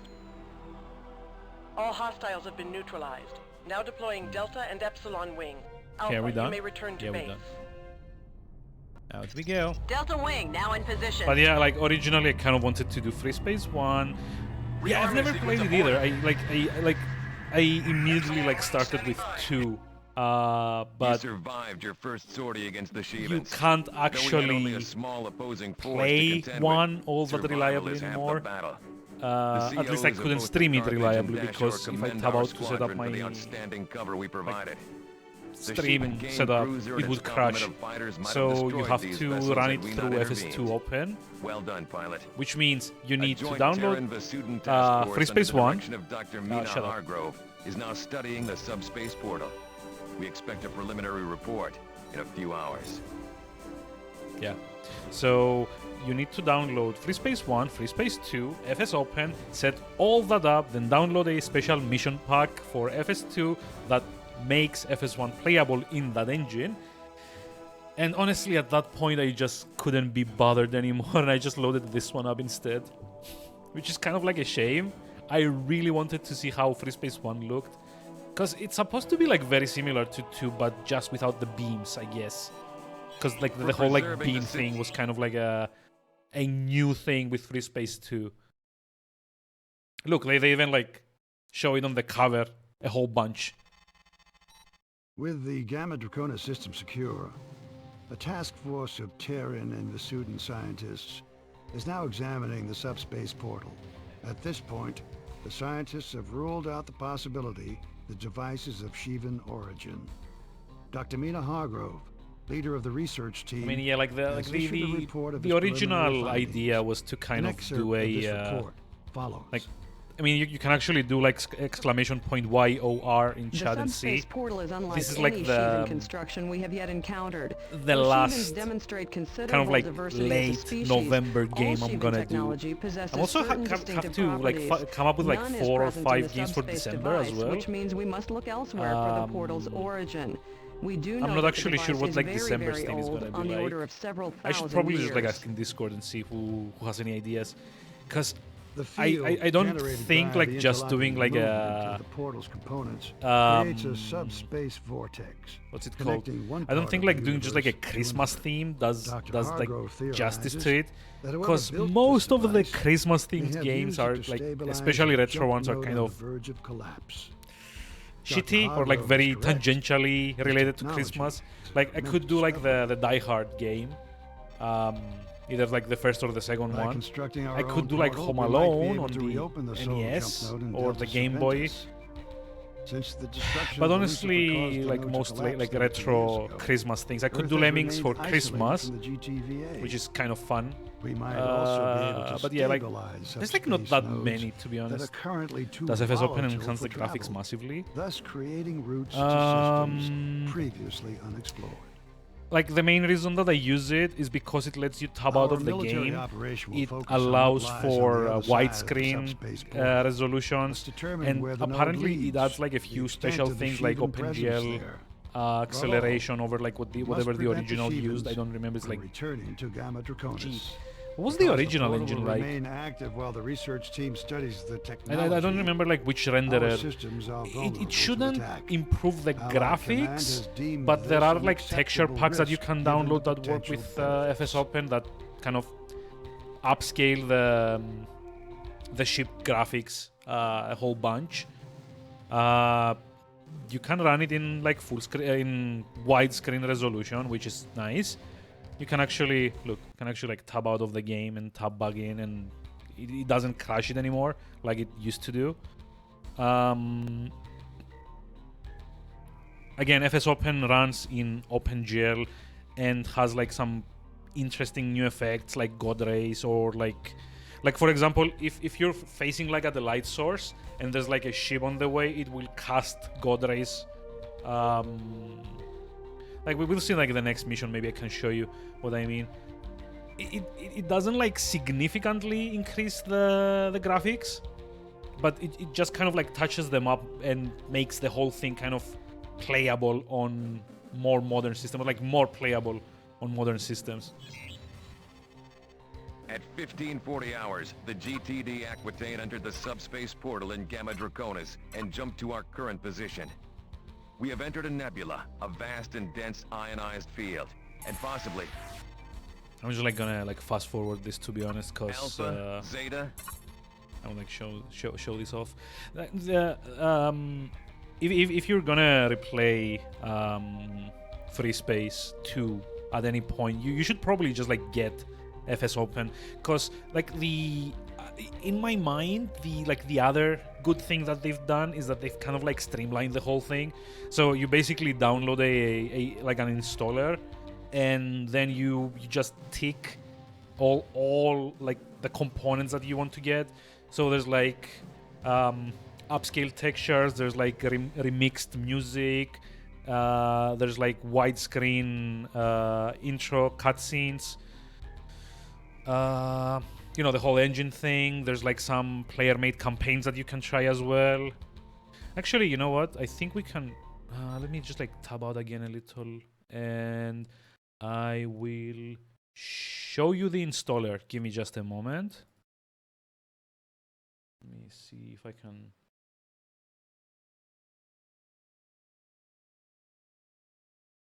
Hold on. This.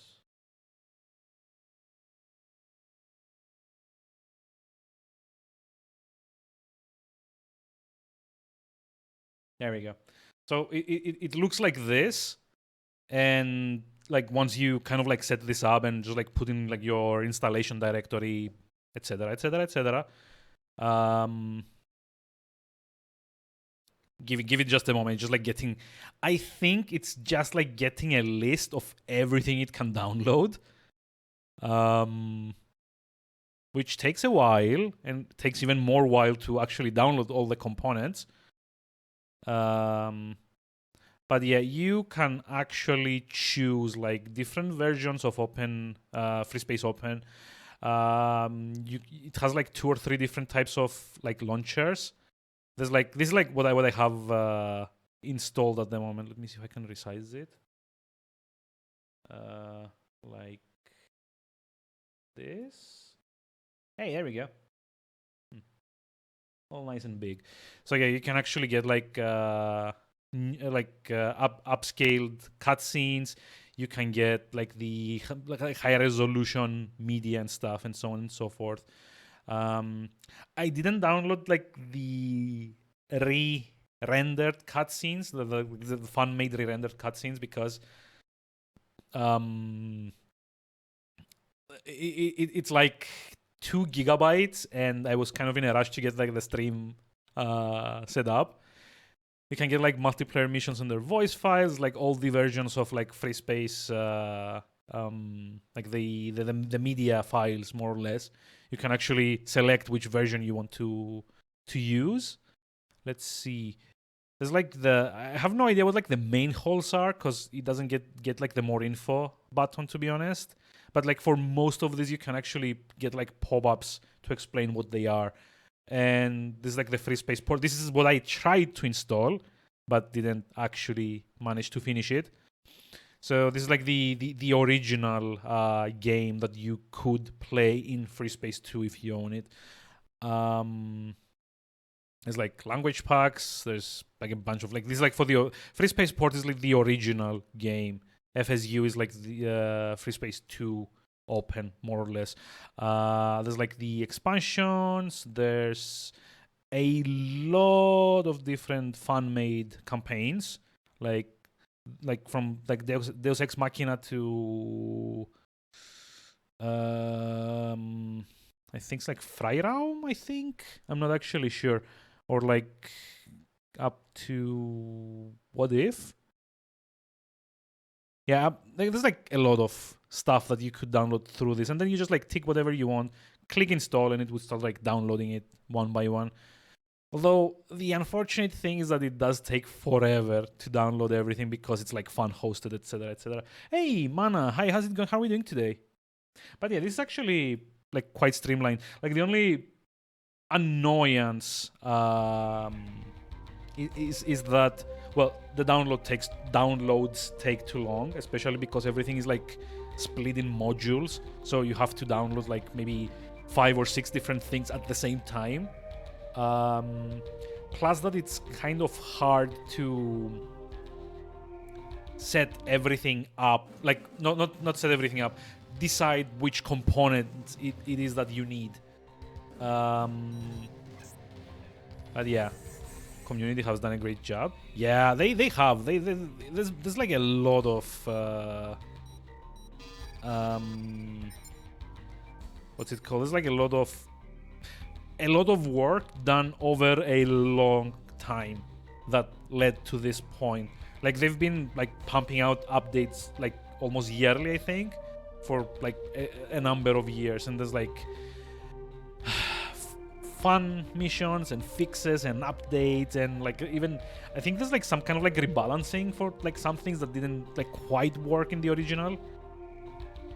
Miss FreeSpace 2, yeah. I was actually planning on doing FreeSpace 1 today. Oh, by the way, he's like the Year of Retro challenge thingy that we're doing since I'm like out. Oh. Iota Wing, you are cleared to take off. Let me just like focus on this. Kappa but Wing, there's like a lot of things Zeta that Wing, like make go. this great on modern systems, because like the art direction isn't like that. Alpha Wing, go. It's like quite like cohesive, let's call it.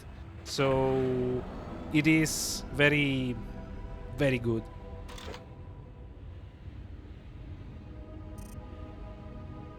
Just like much speed. Get into formation. There we go. Alpha, form up on Zeta. Follow Zeta 1's lead to the waypoints. Wait, where's Okay, Zeta? Alpha, target my fighter and try to keep up. Boost your engine power and be ready to hit your burners, because we're gonna get through this one fast and clean. Have I thought of 2022 theme? No, not yet. I'm actually still struggling to figure out like what to do for December, to be honest. And by the way, any ideas for like a theme for December would be great, if I'm being honest. How are we supposed to get a visual confirmation? I can't see a thing in this mess. Rather be fighting the NTF if you ask me. I never signed on for hunting Shevens. Don't kid yourself. We're the ones being hunted, pilot. Command should shut down I don't know, like there's like nothing that I expect to play in 2022, like new releases. So now shut up and focus. Go for nostalgia or something. What, like for December? I mean, January through November was like already nostalgia enough. Like most of the stuff that I picked were like things that I remembered from back in the day, but that I either never played or never finished. This, like FreeSpace 2, is just like the outlier, just to give closure to the theme. So sorry, let me just like get to like the start. So this is like the 7th mission in FreeSpace 2, and I'm playing FreeSpace 2 because FreeSpace 1 didn't work as I expected it to work. So I'm doing FreeSpace 2 instead. Iota Wing, investigate Kappa's last waypoint.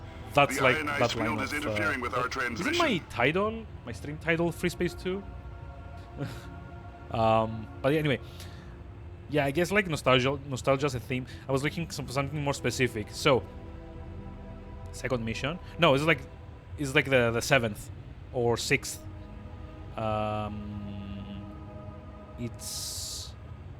There's like 4 missions where you fight the NTF.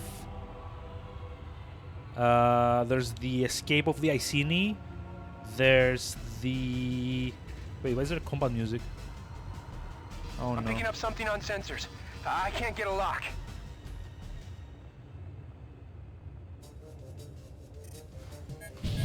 Hostile targets confirmed. A wing of Manticores closing fast. Pilots, destroy those fighters and stay alert. Watch for a flanking maneuver. No problem, Command. We'll take them down.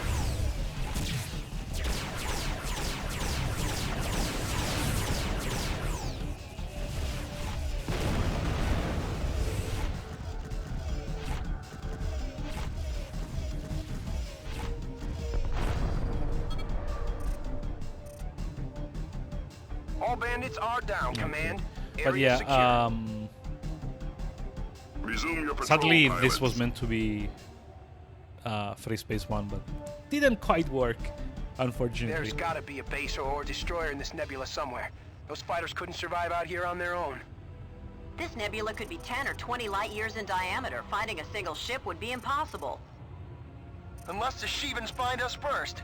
Do we have a status update on Kappa Wing? Negative. Kappa Wing. No word from Kappa yet. We'll find out in debriefing. But yeah, as for like the 2022 theme, since there's like no new releases that I like really care about. Hostile indicators on radar. I was kind of thinking maybe I should just like do something different. How does like doing series sound? Like finish as many series of games as possible. Like maybe not like the super long ones like Final Fantasy, but maybe, you know, Quest for Glory maybe, or just like Gabriel Knight games, or I don't know. Just like pick a series each month and try to finish as many games as possible for as long as we need to. Wait, why do I have Tempests on? Oh, jeez.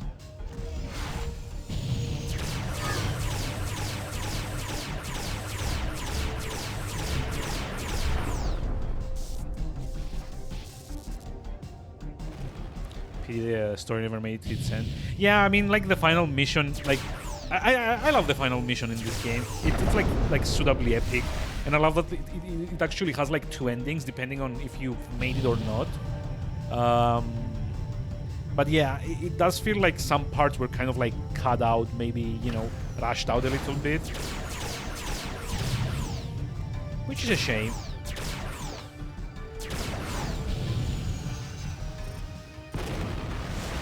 Zeta? Oh, there we go.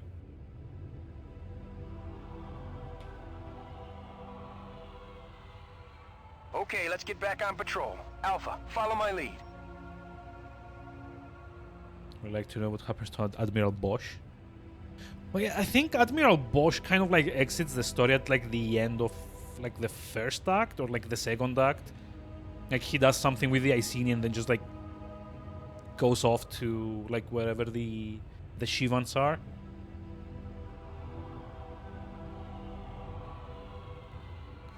But yeah, that's like kind of like what I mean. Oh, what? Oh. It kind of has a lot of kind of like plot threads that never fully resolve, unfortunately.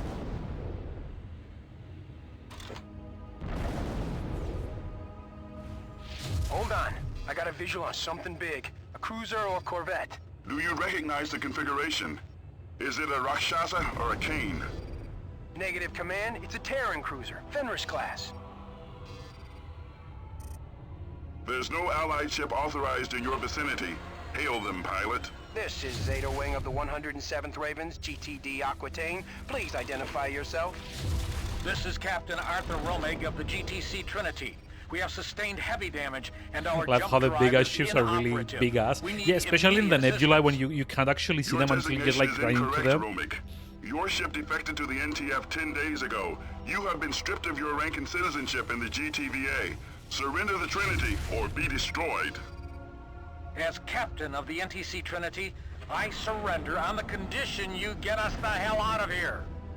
Yeah, I think What's we actually your have to status? protect them We now, I repelled think. a Shivan attack, but engines sustained critical damage. By I the powered Shivans down blew non-essential up systems Capella. so the Shivans wouldn't Oh, you detect mean like us. the We've sun been at the end of the drifting final ever since. mission? Yeah, I guess. What's your assessment of the damage? Yeah, it's never explained either, Some I components guess. were destroyed in the attack, but my chief engineer thinks a field repair is possible. I mean, it We might will not send the actually have like an damage control team with explanation. the I kind necessary of feel like components. maybe that was like kind of Transmit them your trying to have like a cool Transmitting ending now. to the whole story.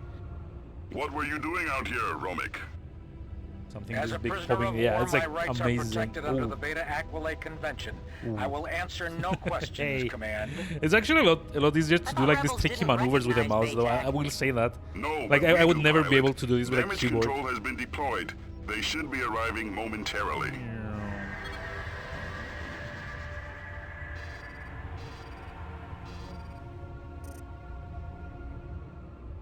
The ship is Discovery here. yeah, Initiating like docking biggest procedure. is like the Watch your backs, Satanas. little It's friends. like Colossus, like maybe the Bandits Samtic. incoming.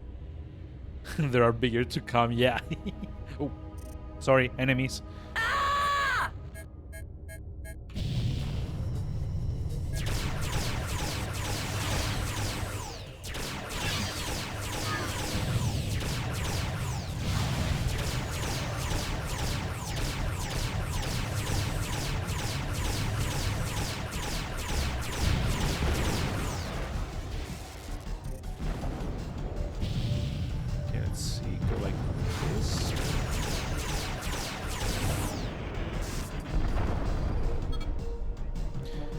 Yeah, like if you see like see like the what's it called?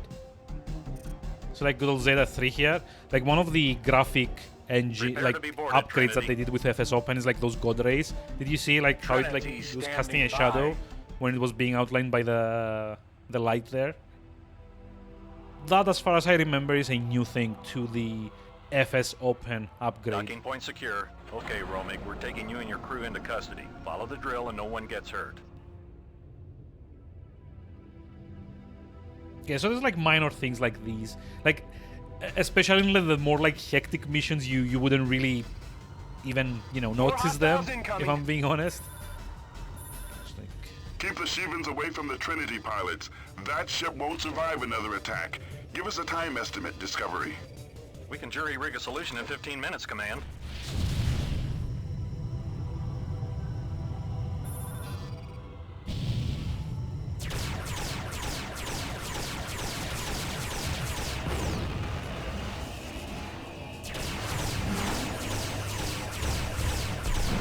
Can you bring the anti-fighter turrets online? Negative. We need all power on engines.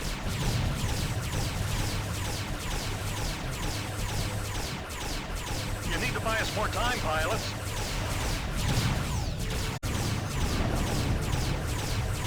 What's up with this guy's shields? God.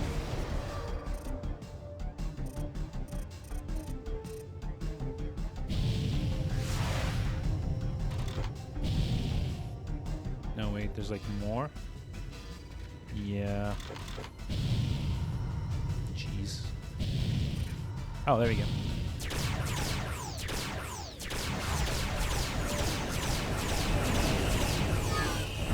Bandits incoming!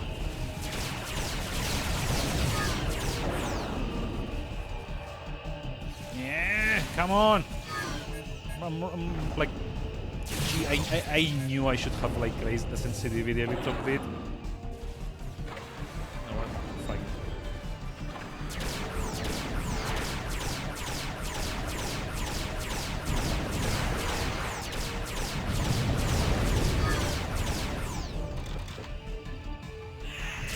We've lost the Trinity. All Wait, wings what? return to base. We're aborting this mission. Data wing here! God damn it.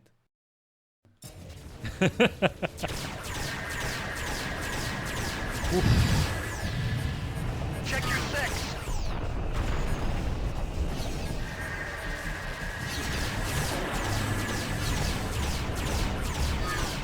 Hull integrity failing! No!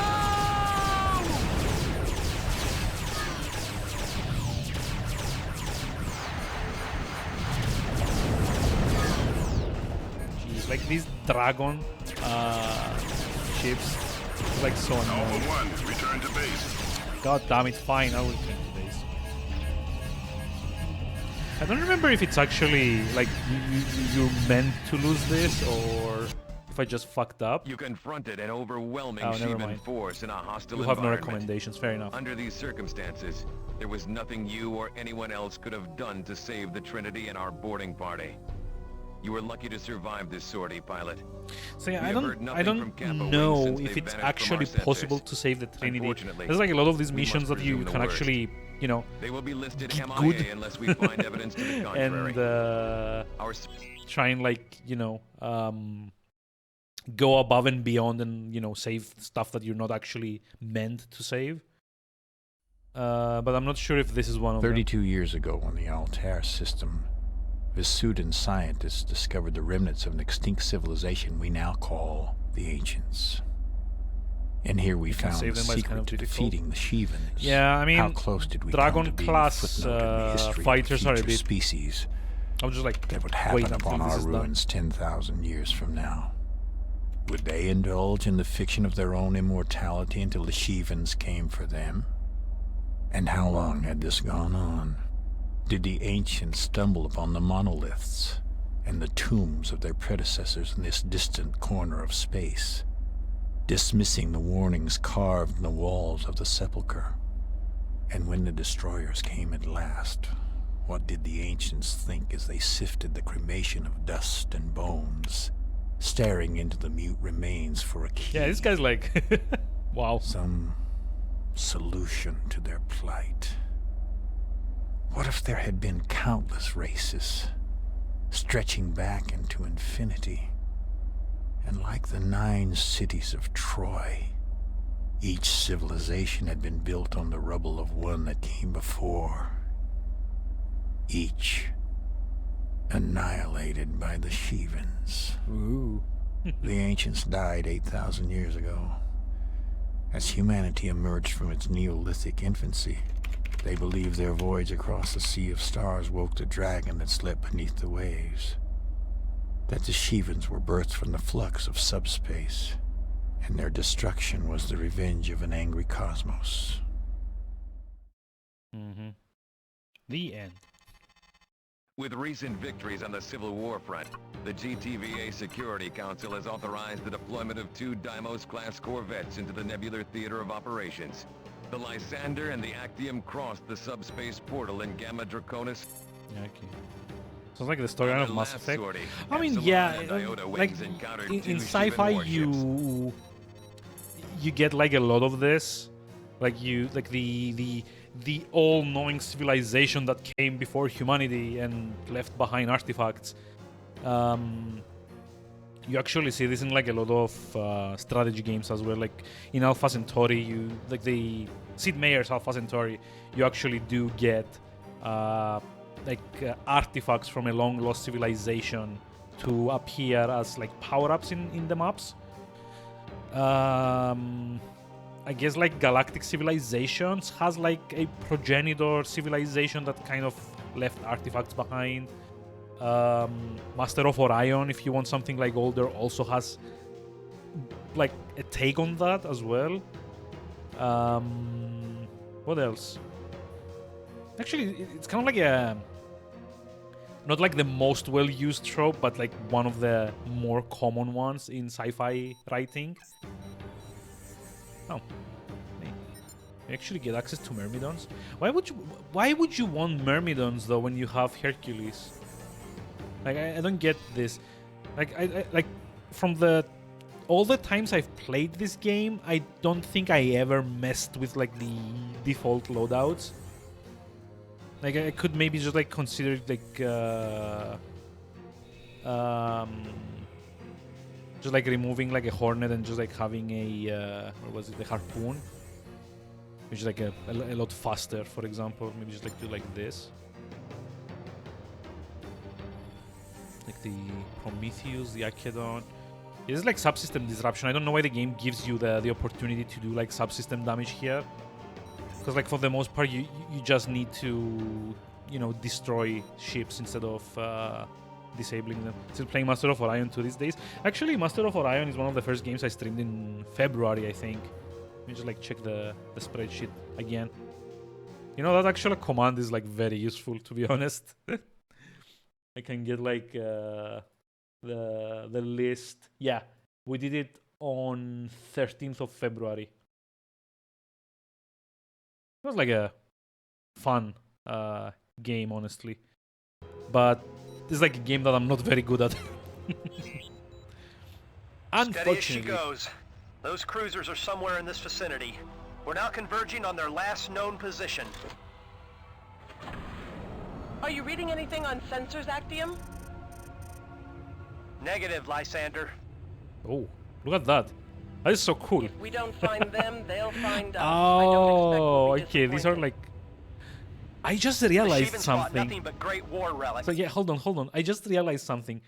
What will the Sathanas look like when it comes out of the portal at the end of its mission? If like there's like this amount of god rays.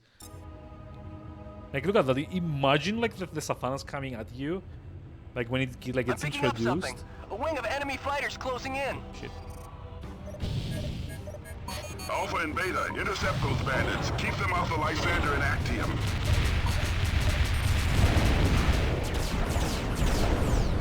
Objective neutralized.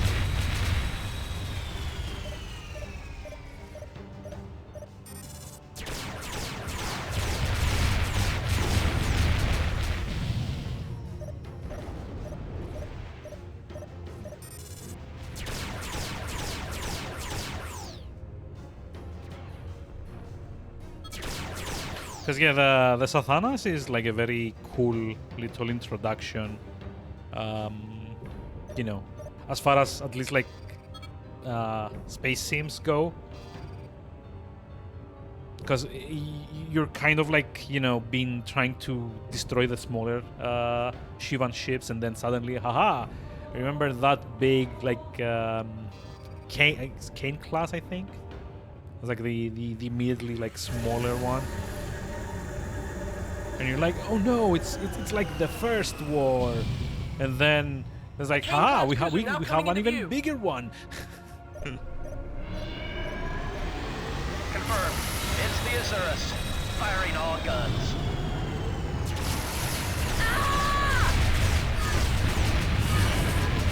Damn it, Axiom. Watch that friendly fire.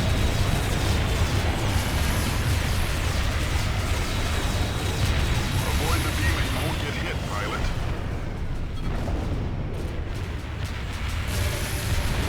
All hostile fighters eliminated. Those Shivans put up a good fight. Well done, pilots. Help the corvettes finish off the Azurus, but don't get too close.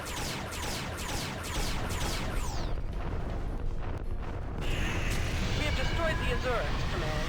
That's one more Shivan cruiser out of circulation. Oh, watch it. Watch it. Okay, let's find that Rakshasa. Continue on your current heading. If you need to rearm pilots, now would be a good time. Yeah. Deploying support ship now. Please stand by. With the technology they had 30 years ago, it's a miracle we won the Great War.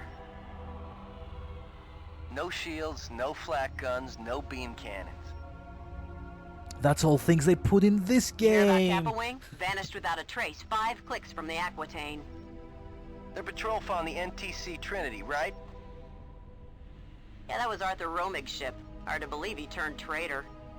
Hey, Command, you gonna tell us what the rebels are doing out here? You'll be informed on a need-to-know basis, pilot. Now kill the chatter and focus on your mission. New readings coming up on sensors. Incoming fighters. Rearming complete, sir. You're good to go.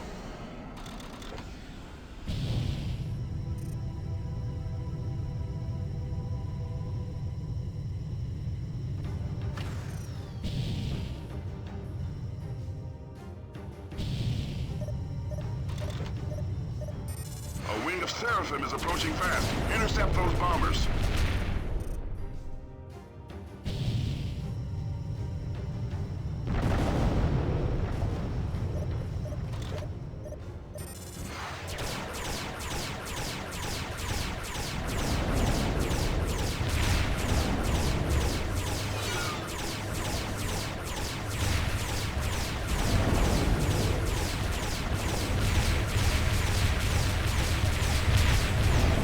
I hate how sturdy their bombers are in this. The Seraphim are history. Well done, pilots.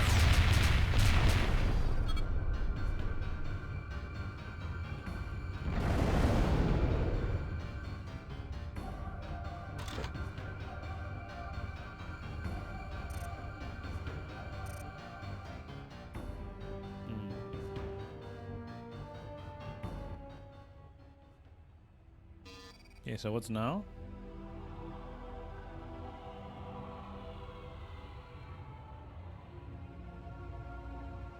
Oh, there's like still dropped frames. I'm sorry about this. Now within range. All guns, fire for effect. Well, actually, not sorry, but just like sorry that it's affecting the quality. I don't know what the problem is. It's been like this for the last week or so.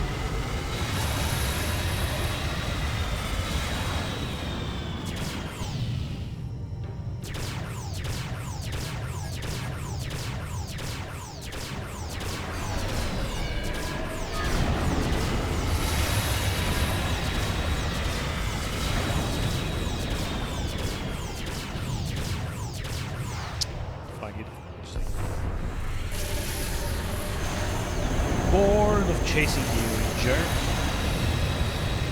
Missile bank completed. Calling in support.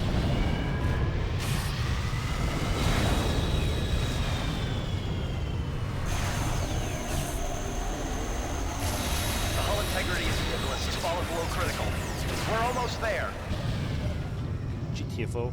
So yeah, that's like the kind of like tricky. These big ones, when they explode, you can get like blown up. The database does not recognize the configuration.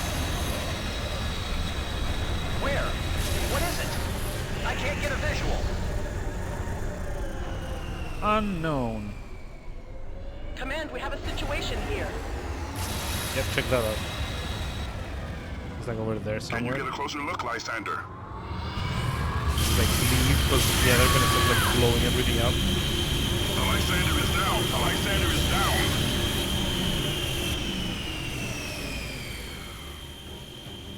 All vessels return to base. We need to regroup. Get out of there, pilots. Yeah, see, it's like oof.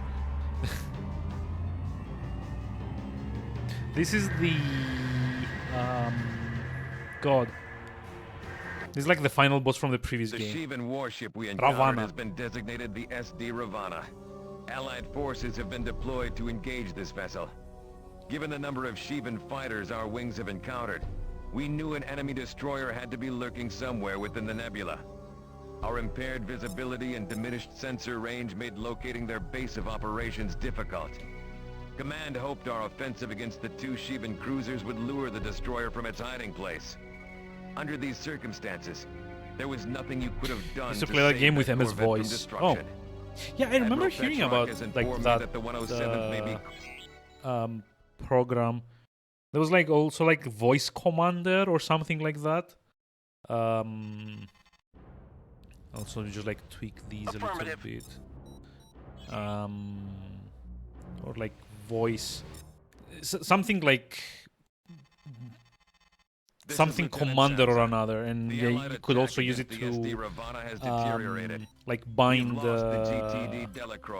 commands on like voice activation For this stuff. mission, we'll fly the GTB Boanerges, the Alliance's new attack bomber. The Boanerges maximizes shielding and payload, while offering enough maneuverability to make it...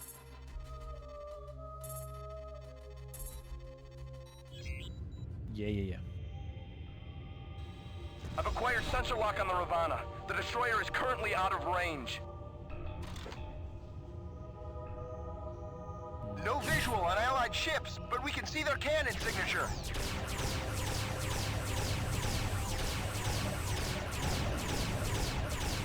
Bombers, close in on the Ravana. We must end this now. Objective neutralized. Roger that, Command. Warheads are armed and ready. Yeah. Honestly, I don't really like this mission much because it gives you like a type of ship. It gives you like a type of ship that you're not actually like very knowledgeable in like using. And what it doesn't tell you is that like bombers, like aspect lock takes forever. Also, it's like a little trick that we could be doing here. Let's see, what's my distance? 400. Like this. Boost engines and boost away. Okay, that was like a hit. Just like do it again.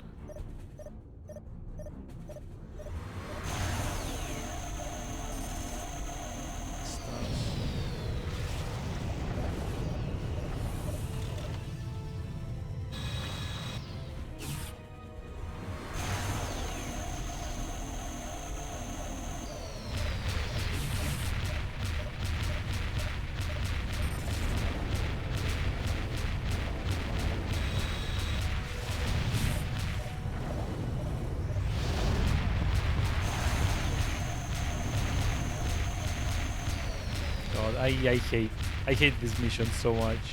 Like generally, like this is not like a game that like bombers feel very satisfying to play. Unfortunately.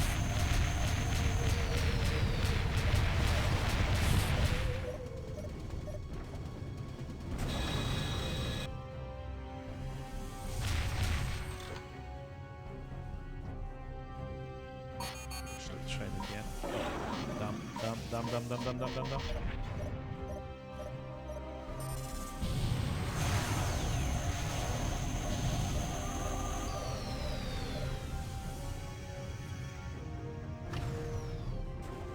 Okay, they hit.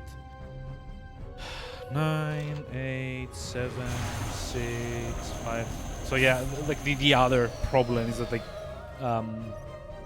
bombers have like a very big cooldown on like their torpedoes.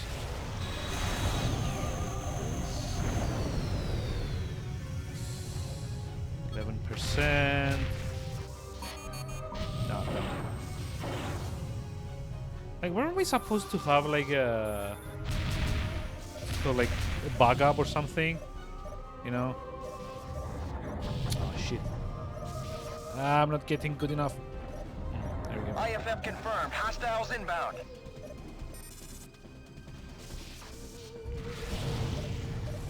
The Ravana's hull integrity has fallen below critical. Destruction of primary target is imminent. Ah, shit.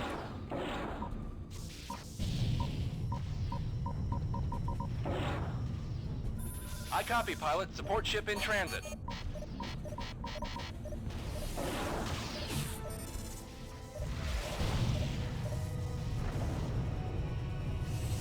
Come on, will someone take off that like last 2%? Breaking to attack. Watch your back, pilot.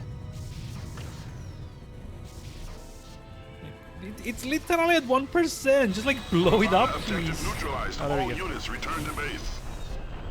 Finally.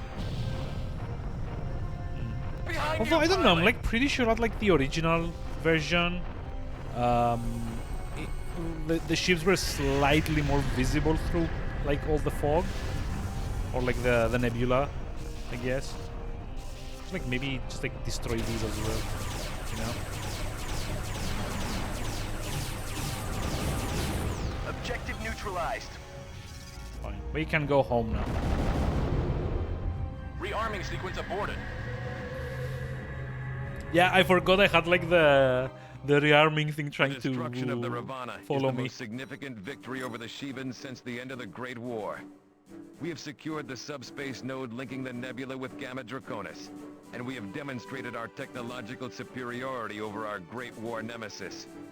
We have proven without a doubt that we have the firepower to neutralize any Shivan threat. A new class of intercept fighter will be stationed on board the Aquitaine. Yep. I have recommended that you be transferred to this unit. So yeah, basically we're just like climbing up the ranks. That's kind of like the story here, or like the sub story. Lieutenant Commander Cordova here. Welcome to the 242nd Suicide Kings, pilot. I've heard from unofficial channels that the rebels have launched a surprise attack in the Epsilon Pegasi system. Yeah, whatever. The GTA formed the Suicide Kings in the Great War, when the old Valkyrie fighter went into service after the Shivan attack on Ross 128. The Perseus is the next-generation interceptor, the fastest fighter in the GTVA. So this is actually a cool kind of ship because like its main functionality is to chase down bombers and explode their warheads in midair or like in mid-flight. It's like very cool. You are now authorized to use the GTM 43A Stiletto 2. Whatever. Oh no, Welcome another to tutorial. Welcome to Module TSM-122X, pilot. Don't touch the controls until you There's are like so many told to tutorials do in the so. first 2 hours of the You will game. fail this section if you do not follow It's like instructions the carefully. 6th one so far? 7th? The most significant role of the Perseus interceptor fighter is destroying enemy bombers and their warheads. For this exercise, we need a target. Let's bring in a Deimos-class corvette. Remember the escort list? It's on the right-hand side of your... Good. Now, let's make this interesting. Here comes a wing of Shivan Seraphim bombers. Don't be afraid. This is only a training simulator. Just observe the action for now. As the Seraphim bombers approach the Deimos, they launch their ordnance. Use the bomb targeting control to acquire the Shivan warheads. If there are no warheads in flight, this control will select the nearest bomber. The bomb will appear in your target view until it detonates. Observe that as the bomb impacts the hull of the Deimos, the name of the corvette flashes in your escort monitor. That's how you know a ship on your escort list is taking damage. Bombs also appear as amber blips on your radar. Let's cover one more targeting control. The target's attacker function enables you to select the enemy ship attacking your target. This is especially Yeah, useful like I in said, this defensive game or uses a escort lot of the missions. keyboard, to be honest. First, select the vessel you have been ordered to very good. Now, let's see how well you do in a combat situation.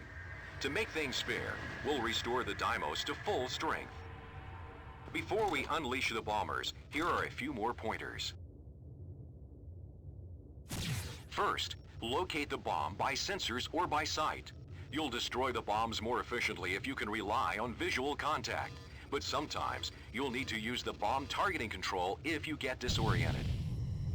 It only takes 1 or 2 hits to destroy a bomb, and most warheads are generally slower than your intercept fighter.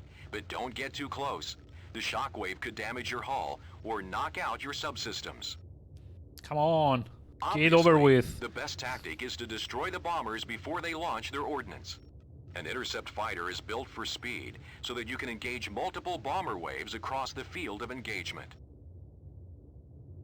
Now, intercept and destroy the Seraphim bombers Chasing before bombs. they Yeah, neutralize the Corvette. I like this idea, like having like a ship class that's like specialized enough to do that, you know?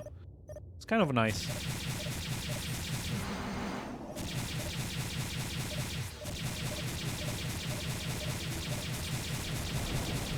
And honestly, like, at least like the bombs are like much easier to hit because they don't vary their speed. Like, bombs will always kind of like bombs kind of like always go like at a preset speed. So it's like a lot easier to kind of, you know, get to them and like shoot them on time. That you don't have to worry about them dodging or anything.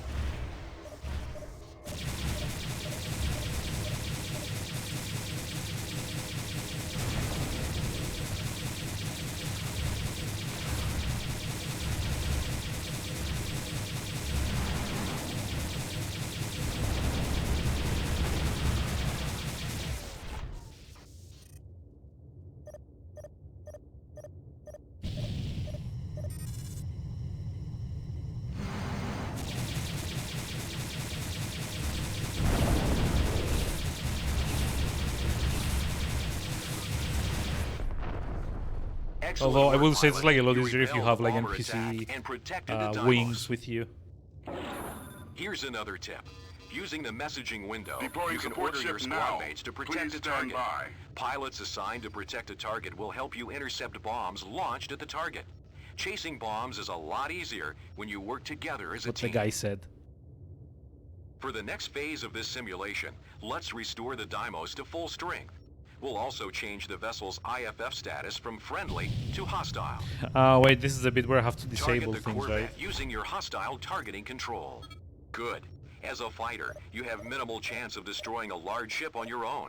Bombs and beam cannons are much more effective, but these weapons are too big to mount on a fighter. However, the speed and maneuverability of the fighter make it ideal for surgical strikes against the turrets and subsystems of larger ships. Use the turret targeting control to cycle through the turrets of the ship. Observe how the turret is outlined by a large square. The target view will display the type of turret and its current integrity. If the targeted object is not in view, it will be marked by a diamond. Now, excellent. Once you destroy a turret, your sensors will automatically target the next turret in order of priority. Larger warships have dozens of firing points, and in combat situations, you might not have time to cycle through all the turrets to find the one that is firing at you. You have an attacker targeting control that will select the nearest hostile firing on your ship. If the attacker's a warship, the turret firing on you have a will nice be evening, targeted. man. Thank you for dropping by. This control can help you prioritize the enemies Having that trouble pose the sleeping? greatest danger to your fighter. That sucks. Let's Sorry to try hear it that. now. The Deimos will begin firing on you with one or more of its turrets. I know the feeling. Use your attacker targeting control to identify the turret firing on you. Now, destroy the turret. Feel free to use guns and missiles. Note that both heat-seeking and aspect-seeking missiles will home in on subsystems once they acquire lock.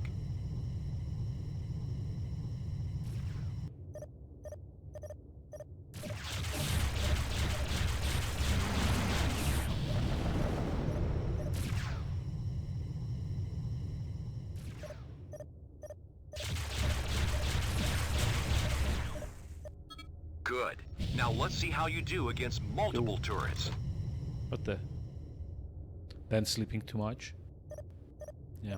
It's kind of like a vicious cycle, isn't it?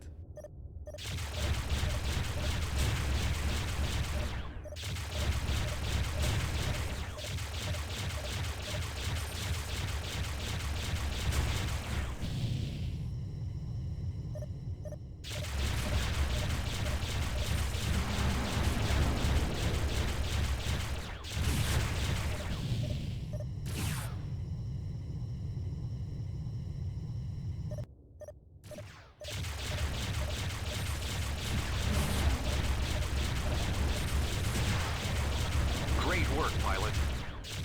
Let's end this session with a look at targeting subsystems. By pressing the subsystem targeting control repeatedly, you can cycle through the subsystems of your target. A subsystem appears on your HUD outlined by a large square. If the targeted system is not in view, it will be marked by a diamond.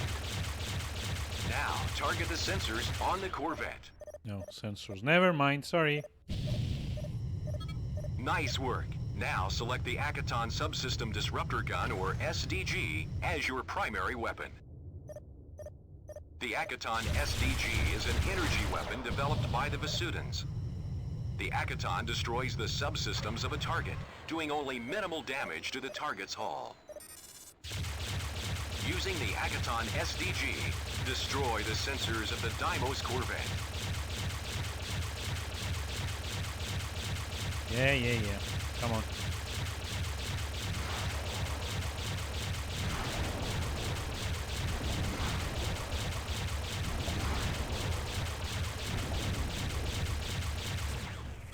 Good. Note that you can also order your squad mates to destroy the subsystems of your target. In the messaging window, select the disabled command to take out the engines. The disarm command will order the pilots to destroy your target's weapon subsystem. Well done. This concludes module TSM-122X. Engage your subspace drive to end the simulation. Rearming sequence aborted. I was like trolling that the guy. Well done, pilot. God. Like, hey, rearm me, and then I'm off.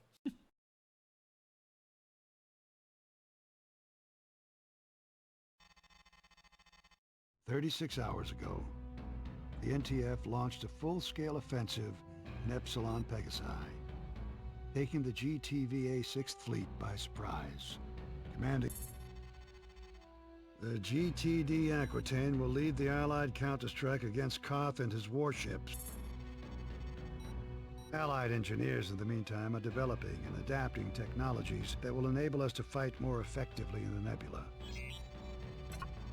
This is Lieutenant Commander Cordova, leader of the 242nd Suicide Kings.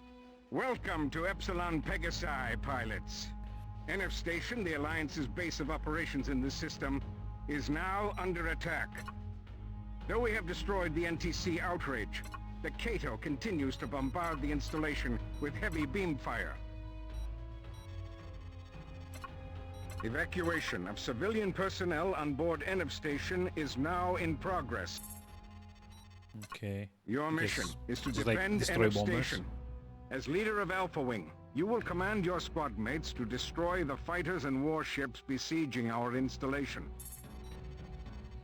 Allied forces are engaging the rebels throughout the system. Okay. Protect NF station, protect transports. On we go.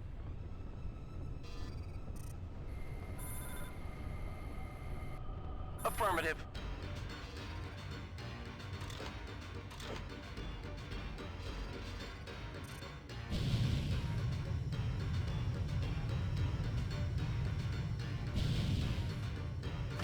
NTF fighters, you are firing upon a civilian vessel. Break off your attack. Alpha, we need some fighter cover on the Calypso. Hold back the rebels so the civilians can escape. Affirmative. NF Station here. NTF bombers are closing in.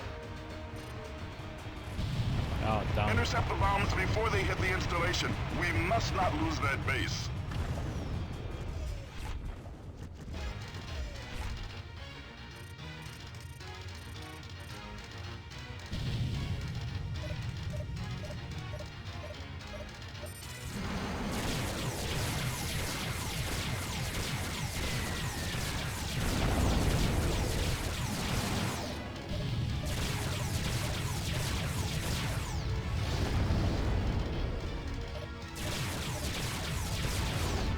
You know what, like, the annoying thing is? Like, the bombs don't... Like, the bomb shockwave doesn't usually destroy other bombs.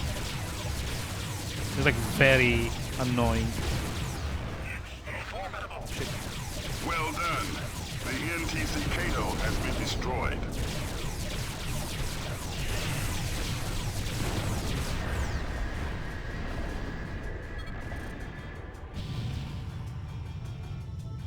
This is NF Station. We have sustained moderate damage. All breached levels have been sealed off. Engineering reports the situation is under control. This is the GTFR Calypso. We have cleared NF Station. Now engaging subspace drive. No, not the Calypso. Go, go, go, go, go. It's like 4% damage. Health left. There's like more bombers.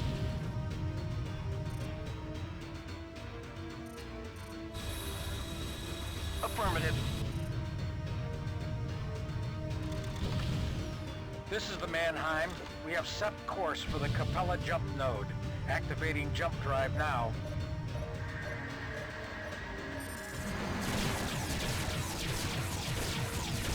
All civilian transports have departed safely.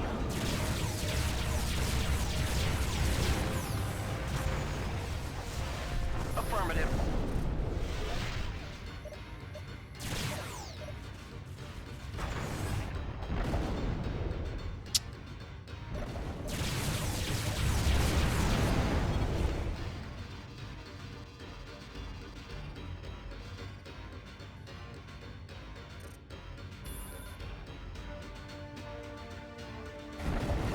Oh, shit. Target data received. Command, this is NF Station. A new wing of bombers has jumped in. Request immediate fighter cover. Deploying support ship now. Please stand by.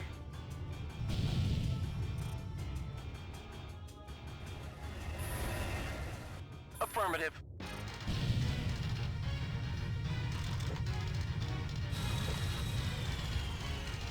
Okay, I think this is like a decent enough coverage. Let's see.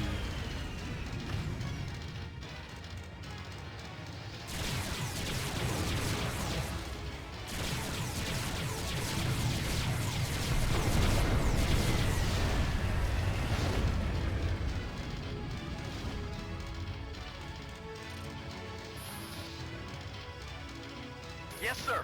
Targeting weapons now. Bandits incoming. Oh, wait, hold on. Affirmative.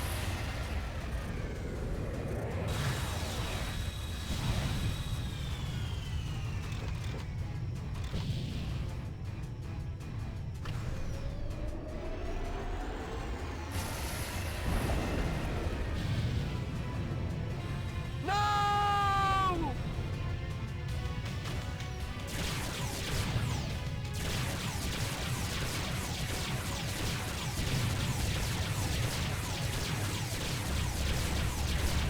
Come on. Just die. You're dead already. Objective neutralized.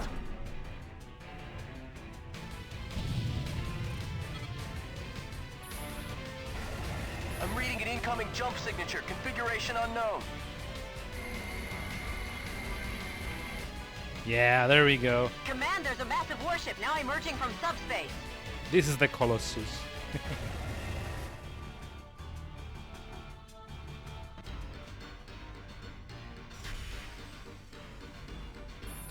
IFF status is friendly. Meet the Colossus, the largest spacefaring warship ever constructed. Affirmative. This is the GTVA Colossus. Fighters stand clear of hostile warships. All batteries, fire at will. Rearming complete, sir. You're good to go. Yeah, like check it out. Check out like the firing on this. 'Cause that's the Hawkwood, which is about to get wrecked. And yeah. Affirmative.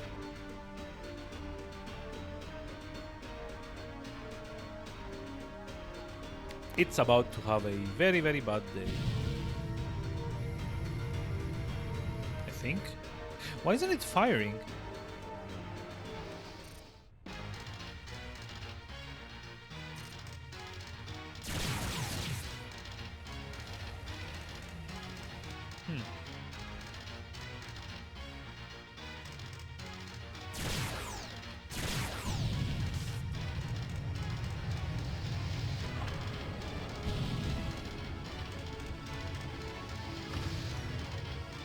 Huh? Seriously, why is the Colossus not firing at the Hawkwood?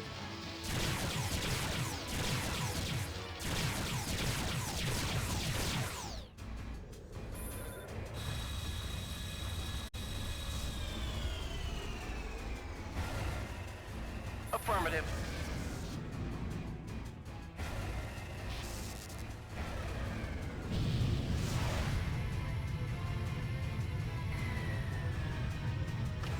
Did it bug out or something?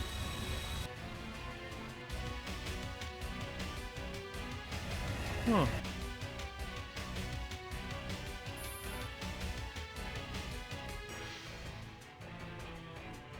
Affirmative. I have like no idea what's going on, but meanwhile Enif Station is getting ruined.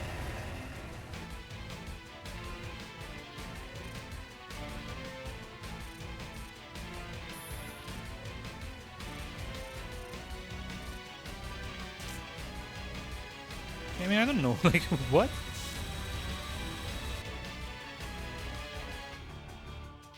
I copy, pilot. Support ship in transit.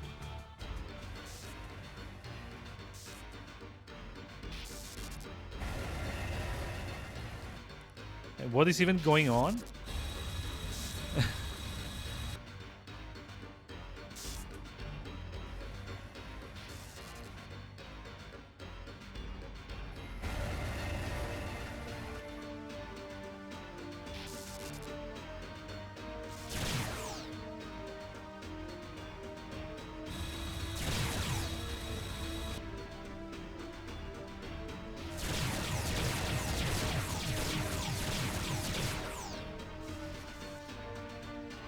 I have no idea what just happened here. Like, the Colossus is like supposed, it's like usually scripted to just like come in, do like a light show, just like fire everything on the Hawkwood and then, you know, just like one shot it. But it doesn't seem to want to do that.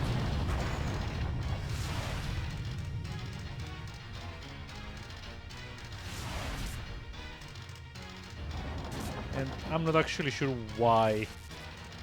Like, at this point, the Hawkwood is also, like, drifted past the thing. Trying to, like, disable some of the thing. Maybe I can just, like, tell them to disarm it. Targeting weapons now. Yes, just, like, help them as well. But yeah, I don't know why the Colossus isn't doing anything.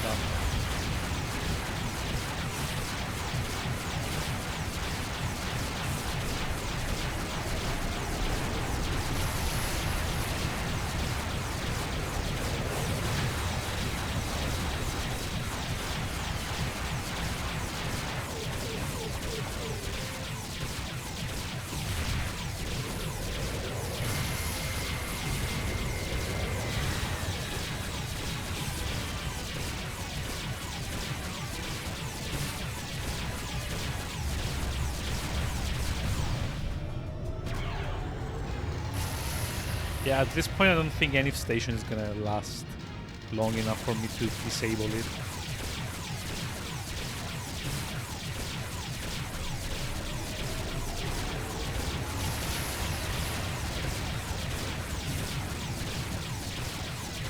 Five, four, three, two, one. Okay, weapons offline. Should be offline, right? But oh, not the beams though. Was like turrets K? Yeah, beam turret. There we go.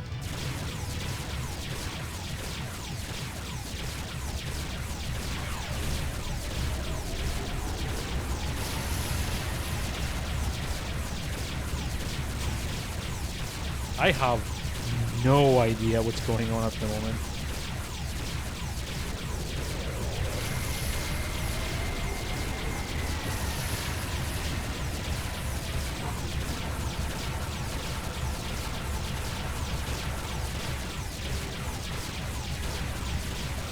Like at this point, I'm probably gonna like end up like blowing it up in like half an hour or something. Sir, you're good to go.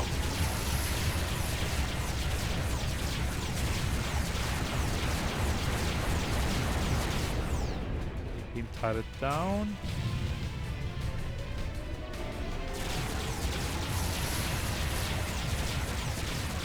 Jeez. I have 2% NF station. Yeah, we're gonna fail this. Yes.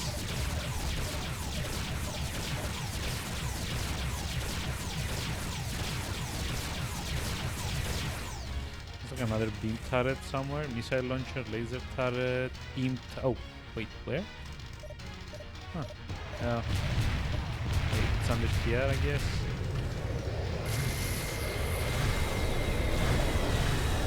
Yeah, primary objective failed. We have lost NF station. Repeat, we have lost NF station.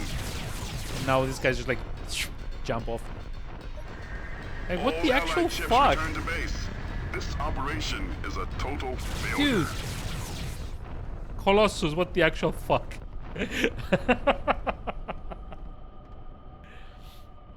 Wow.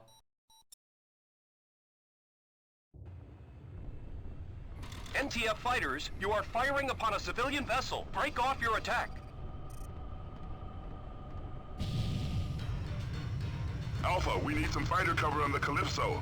Hold back the rebels so the civilians can escape. Affirmative.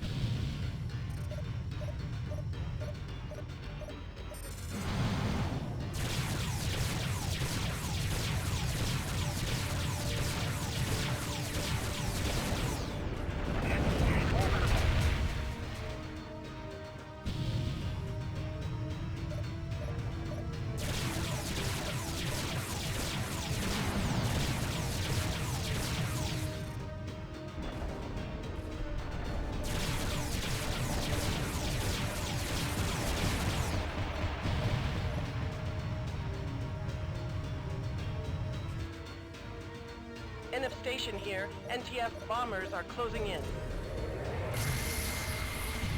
Intercept the bombs before they hit the installation. We must not lose that base.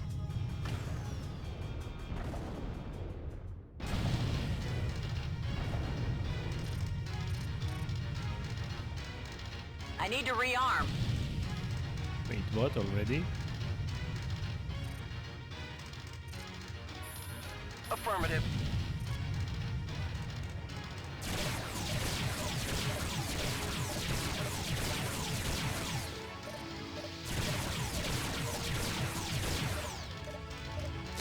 No. Ah! Well done. Get away. The NTC Cato has been destroyed.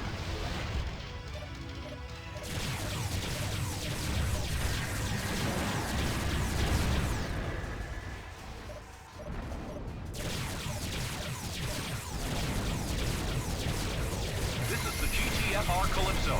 We have cleared NF station. Now engaging subspace drive.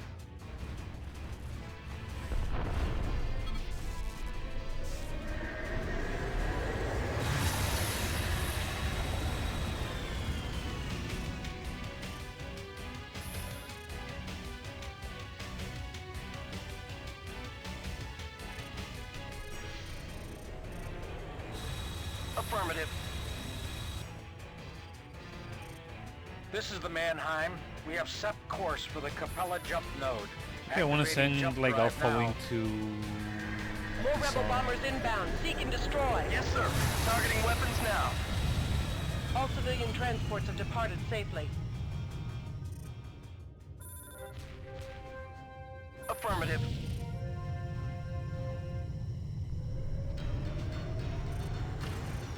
This is NF station. We have sustained moderate damage. All breached levels have been sealed off. Engineering reports the situation is under control.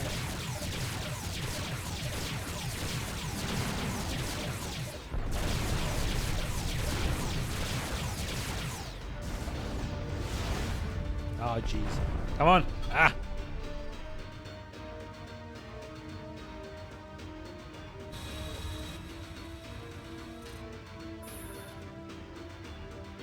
Yes, sir. Targeting weapons now.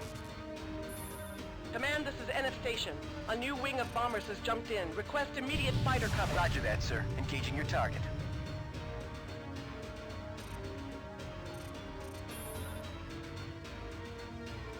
Roger that.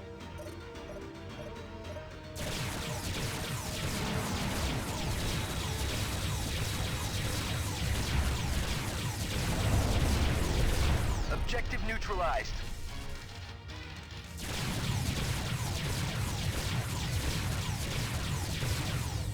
Ah, God, like the loss of control is probably like the worst thing about chasing bombs down.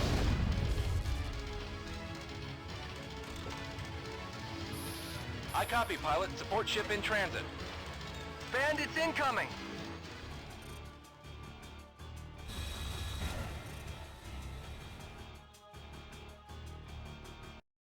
Wait, oh, damn.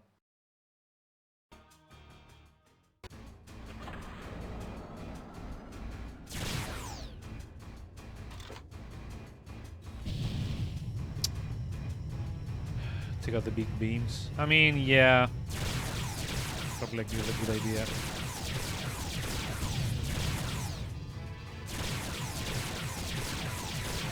But yeah, this is like the problem. This is not actually meant to be happening. Like the Colossus comes in and kind of like cleans house, to be honest. I'm reading an incoming jump signature. Configuration unknown.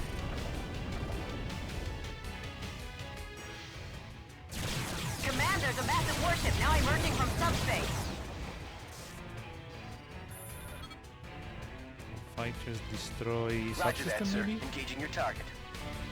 Maybe it will work like this. Just like destroy the beams. status is friendly. But I'm kind of worried if I get too close, and now the Colossus is gonna remember to just like use the beams. I'm gonna be screwed. Fire at will. See, now it's firing at it. Like, look at it. We have defeated the Hawkwood. Affirmative. Like, now it's actually Return to like base, doing pilot. what it's meant to be Mission doing. accomplished. Let's just like sit This is there. NF Station. We thank you for your help, pilots. You've done a commendable job out here. Colossus, maintain your current position. You will defend NF Station until relieved. Rearming sequence aborted. What the actual what? Oh wait, I was trying to refuel as well. For the last minute and a half. Oh. In your courageous defense of yeah. NF Station, you were eyewitness to an historic moment.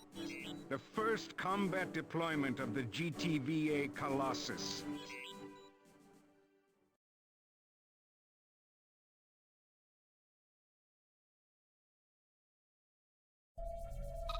The following is classified level row. Unauthorized access is punishable under the GTVA Security Act, Deneb Convention, Section 2135. We vanquished the Shivans in the Great War, but the hard questions remain. How would we confront the threat of future invasion? The Shivans might return at any time, any place, without warning.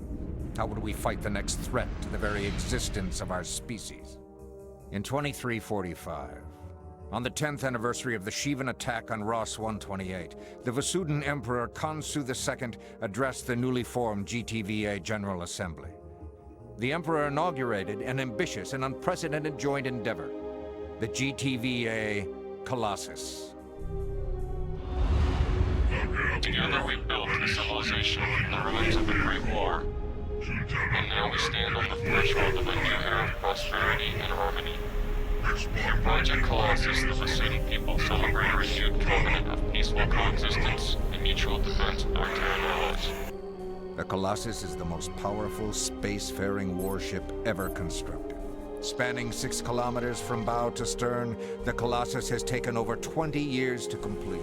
12 Lucifer-class destroyers can fit within its massive hull.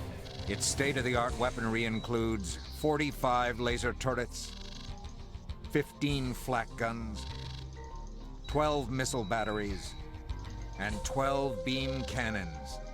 The Colossus wields more firepower than 5 Orion-class destroyers combined. 60 fighter and bomber wings are housed in its vast hangar, and its crew numbers over 30,000. Among its major contractors are industry giants Triton Dynamics, Subak Innis, and the Akaton Corporation. The Alliance now wages war on multiple fronts.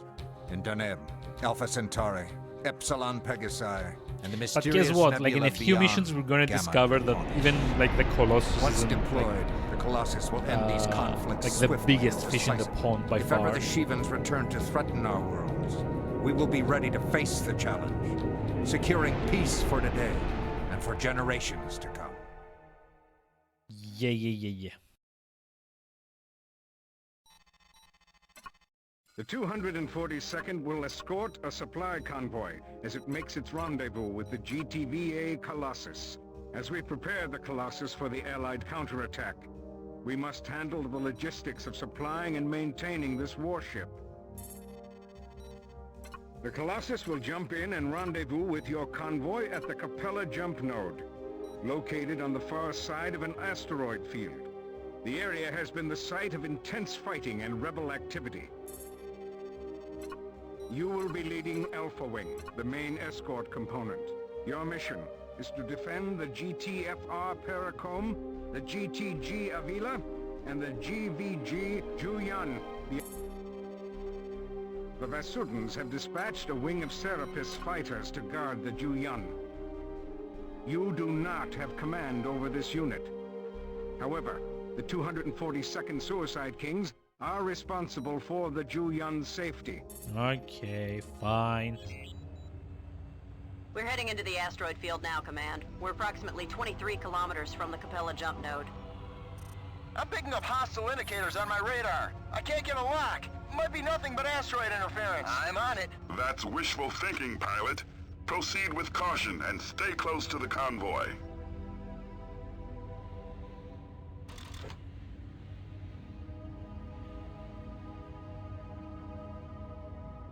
So let's see. Hornets.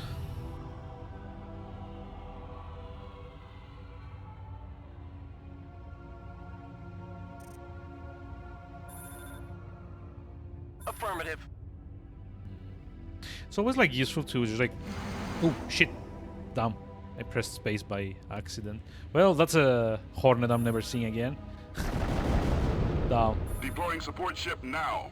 Please stand by. Oh, it's like a rebel sentry gun is activated 1,000 meters from the convoy. Destroy it, but be careful, Alpha. The NTF seem to have an ambush in the works. Keep an eye out for hostile fighters. The rebels have sortied their Medusa bombers. Intercept them before they fire their missiles. We must protect that convoy.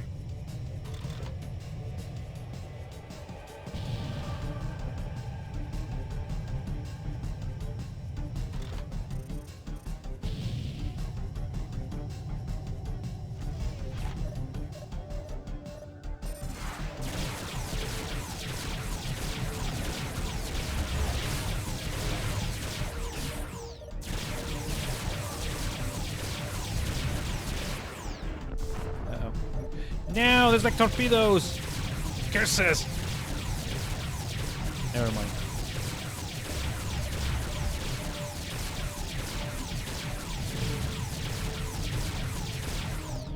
Hull integrity failing. Get me out of here, Command.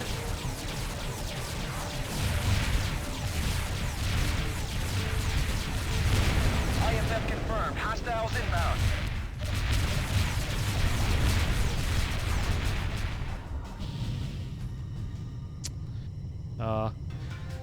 Yeah, the game loves to make you kind of like run across, like they will always spawn something to the exact opposite side of like the playfield. Because they love to see you struggle.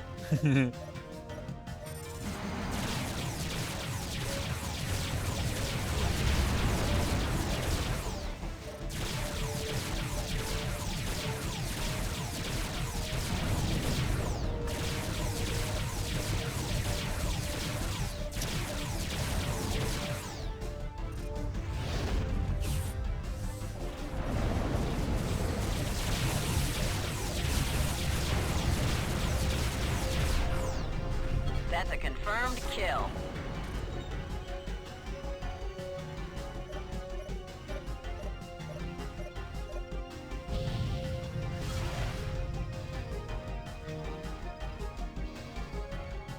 I'm just gonna wait and try and like rearm now.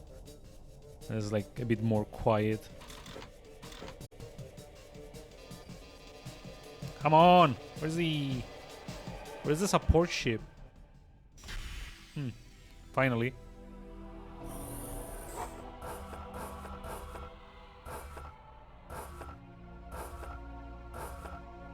Rearming complete, sir. You're good to go. Yep.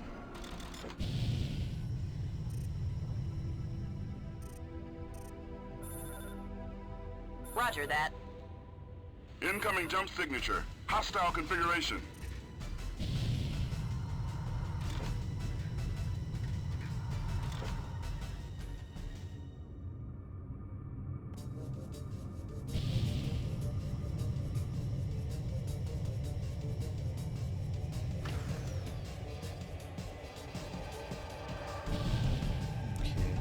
So I think this one's gonna be like a feint. Like they get you to the front of it, and then there's like a bunch of bombers spawn from like behind.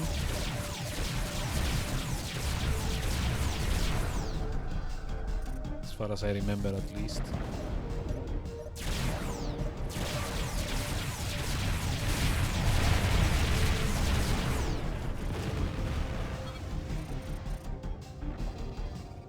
Or not. Like, not yet.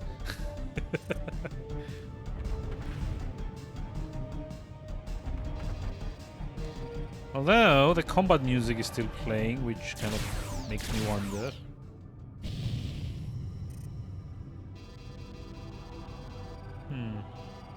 Okay, now it's done. Well... This is the GTC parapet. We have orders to blockade the Capella jump node, and we must not leave our position. Hey! We will sortie a wing of Jungle Robot, hi, how's it fighters going? to How are we doing assist. today? Good luck, pilots. The NTC Maelstrom has entered the asteroid field. When it gets in range, the cruiser will fire its forward beam cannon at the convoy. Alpha 1, you are ordered to neutralize that turret. All units in the vicinity of the Capella jump node, Mayday! Our convoy is under attack. Repeat, our convoy is under attack. Breaking to attack. God damn it, there's like bombers as well. No!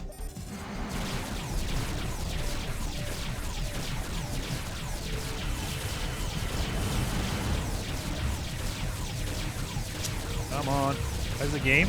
I mean, considering I wanted to do like FreeSpace 1 initially and it wasn't working. I mean, not that great, not that badly. Neither here nor there, I guess. Like, I've played this game so many times, but it's still like very fun. Let's see, hostiles. All fighters. Yes, sir. We'll take them down.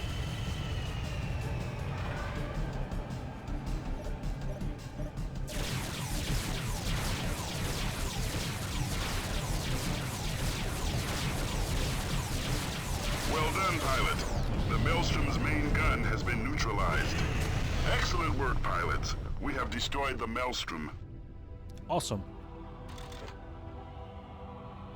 What is the game anyway? This is FreeSpace 2. It's kind of like a space sim. Also, give me just a moment. There's like a way to show the ship from like the outside. But I don't remember how. Let's see. Center view. Free look. External camera lock. Oh, wait, external view is... this? Yeah. I guess. Ooh. Shiny. So basically this is a game from 1999 called FreeSpace 2. It's kind of like a space opera dogfight thing. I copy, pilot. Support ship in transit. The space sim. It basically uses half the keyboard overall for all the commands. And it is currently running on a fan-made engine overhaul called FS Open, which upscales the graphics, allows for widescreen and windowed mode functionality, and like allows for like a bunch of fan-made campaigns as well. We're actually doing like the story at the moment, even though I've played this to death. Just because I like to play FreeSpace 1 in modern systems, you need to load it through FreeSpace 2 because of like this like fan-made project. Unfortunately, I couldn't get it to work in time, so I'm just like streaming this since I had to have it installed anyway. So yeah, it's kind of cool. Like, look at that. God race. Like, not very well made God race, but decent enough. Considering this is like originally a 1999 game. This is the GTVA Colossus. We have reached the rendezvous point. Now deploying transports. Beta Wing, stand watch. Alpha, the situation is now under control. You may return to base. Okay, we're out of here. And come on, Thank objective. you for your escort, Alpha Wing. Yeah. So it's always kind of safe to have like the objective to return to base before actually doing so. I did have like successful missions that like I failed because I jumped out like faster than the mission told me to. Excellent job, pilot. The convoy made its rendezvous with the Colossus without losing a single ship. Yeah. So this mission actually has like 4 outcomes. One is like fucking everything up, it's like losing all of the escorts, and the other 3 are for losing like various ships. So you don't fail the mission if you lose 1 or 2 of the escorts, but you do get like told off at the very end, and you get like, I guess, like less score or something. The cruiser's fighter escort helped destroy Koth's battle group, defend the rampart.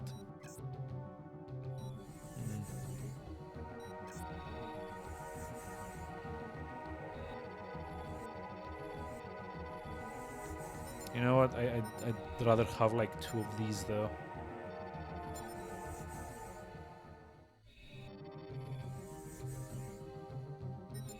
And more swarms. Alpha, your primary objective is to intercept the escort. The rebel cruisers have anti-fighter guns. Stay out of range to avoid them.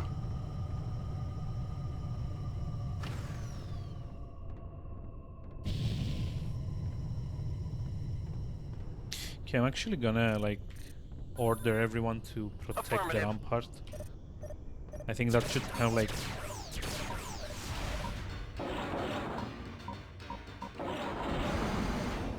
Yep.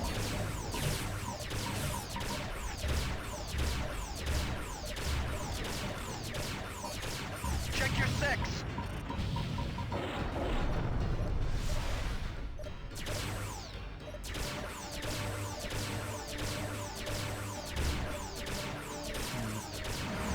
Maybe only having swarms might not have been like the best idea, because I'm like having like a lot of trouble getting like a log on. Bandit on your tail.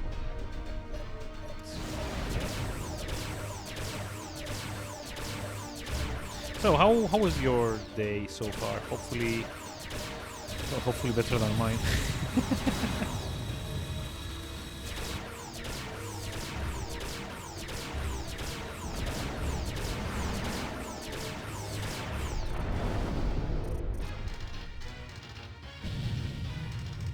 What's up with all the Hercules?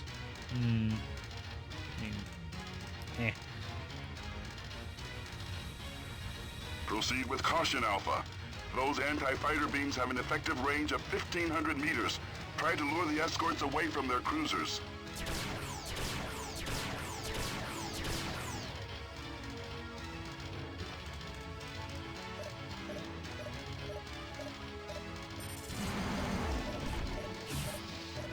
Nope, shit. Nope. Nope. The escort fighters are closing in on you, Alpha. Lure them back to the rampart. Where's the rampart? Oh, there we go.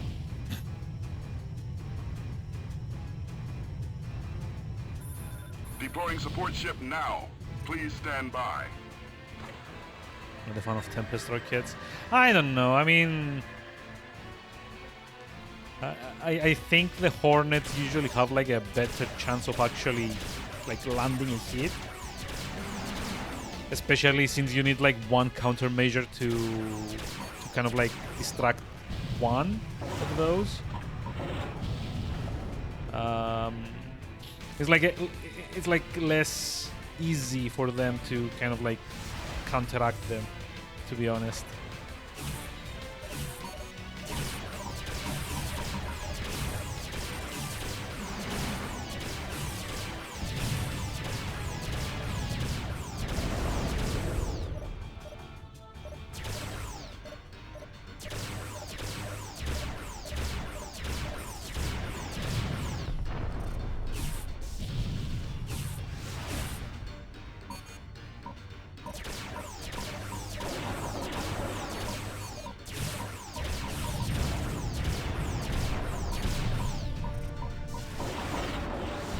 Who's locked me on?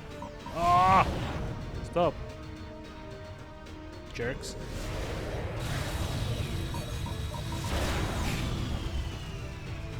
Okay, now we're just like heading back. Affirmative.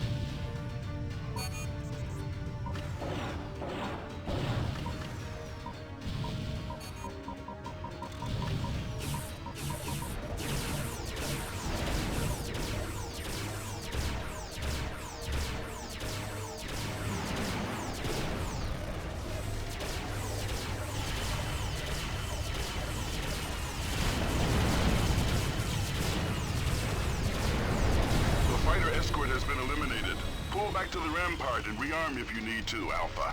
Zeta Wing will take it from here. We'll need you to stand by in case more rebel fighters jump in. Yeah, by the way, the rampart's getting pummeled. Jeez.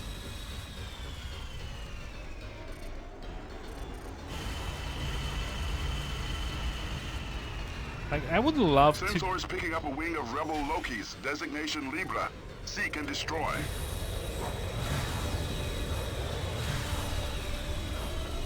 Oops, sorry. I would love to just like go in and like disarm those, but Rearming sequence aborted. This is Zeta Wing. We have delivered the goods and are returning to base. This is the GTC Rampart.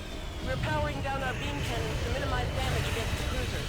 If we destroy them by accident, our route is finished. The NTC Majestic has been destroyed. Admiral Koth's destroyer has jumped in. The NTD repulsed.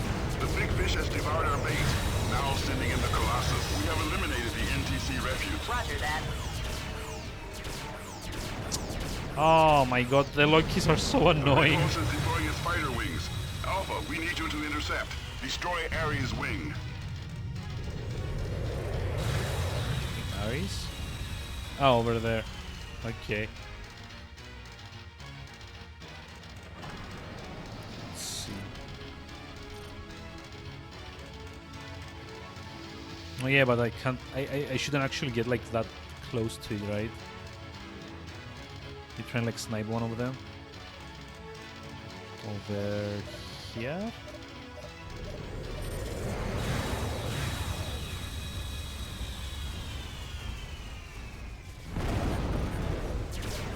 I guess the rampart is like doing well on its own. That would be nice to get like a few kills as well. Incoming jump signature. Friendly configuration. The Colossus is now on station.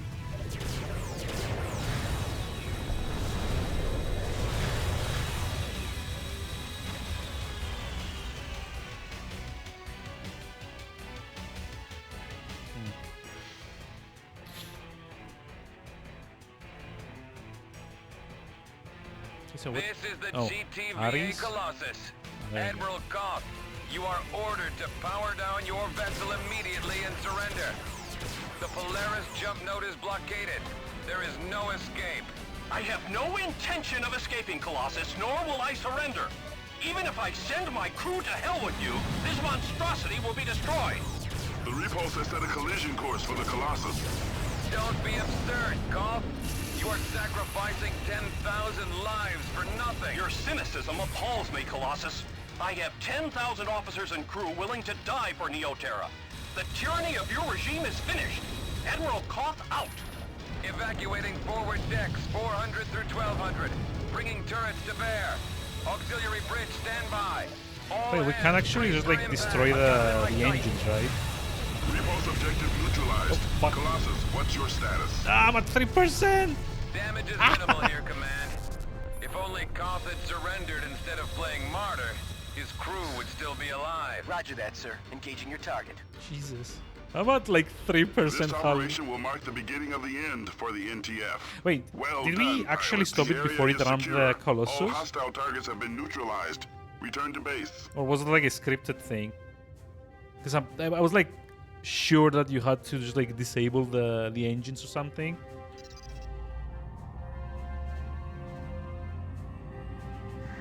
Although I'm possibly thinking of a different mission. No. For your excellent And record of ace. confirmed kills, you have achieved the status of ace. The Alliance has declared a decisive victory in Epsilon Pegasi. With our blockade of the Polaris jump node, all rebel forces in the... Oh, yeah, that's right. This is like the stealth missions. However, since there's like a lot of dropped frames again, and I think I'm kind of like done for the day. I think I'm just gonna stop for now. Oh, must either accept or decline. Fine, I'll accept. But I'm not gonna do this tonight. It's getting late, so probably a good time for me to call it today. So give me just a moment to see who is live. So we can go say hi. Hope you all enjoyed this. I'm just gonna raid Melee Mage because I'm like very curious to see what like his animation is like turning up to be. In the meantime, I'm gonna see about setting up some stuff for December, because I still need like a theme for December, to be honest. That's kind of like the problem. But yeah, I'm just gonna do that, and maybe SMT5 tomorrow. So yeah, hope you enjoyed. Have a lovely rest of the evening, and I will see you around soon. Goodbye.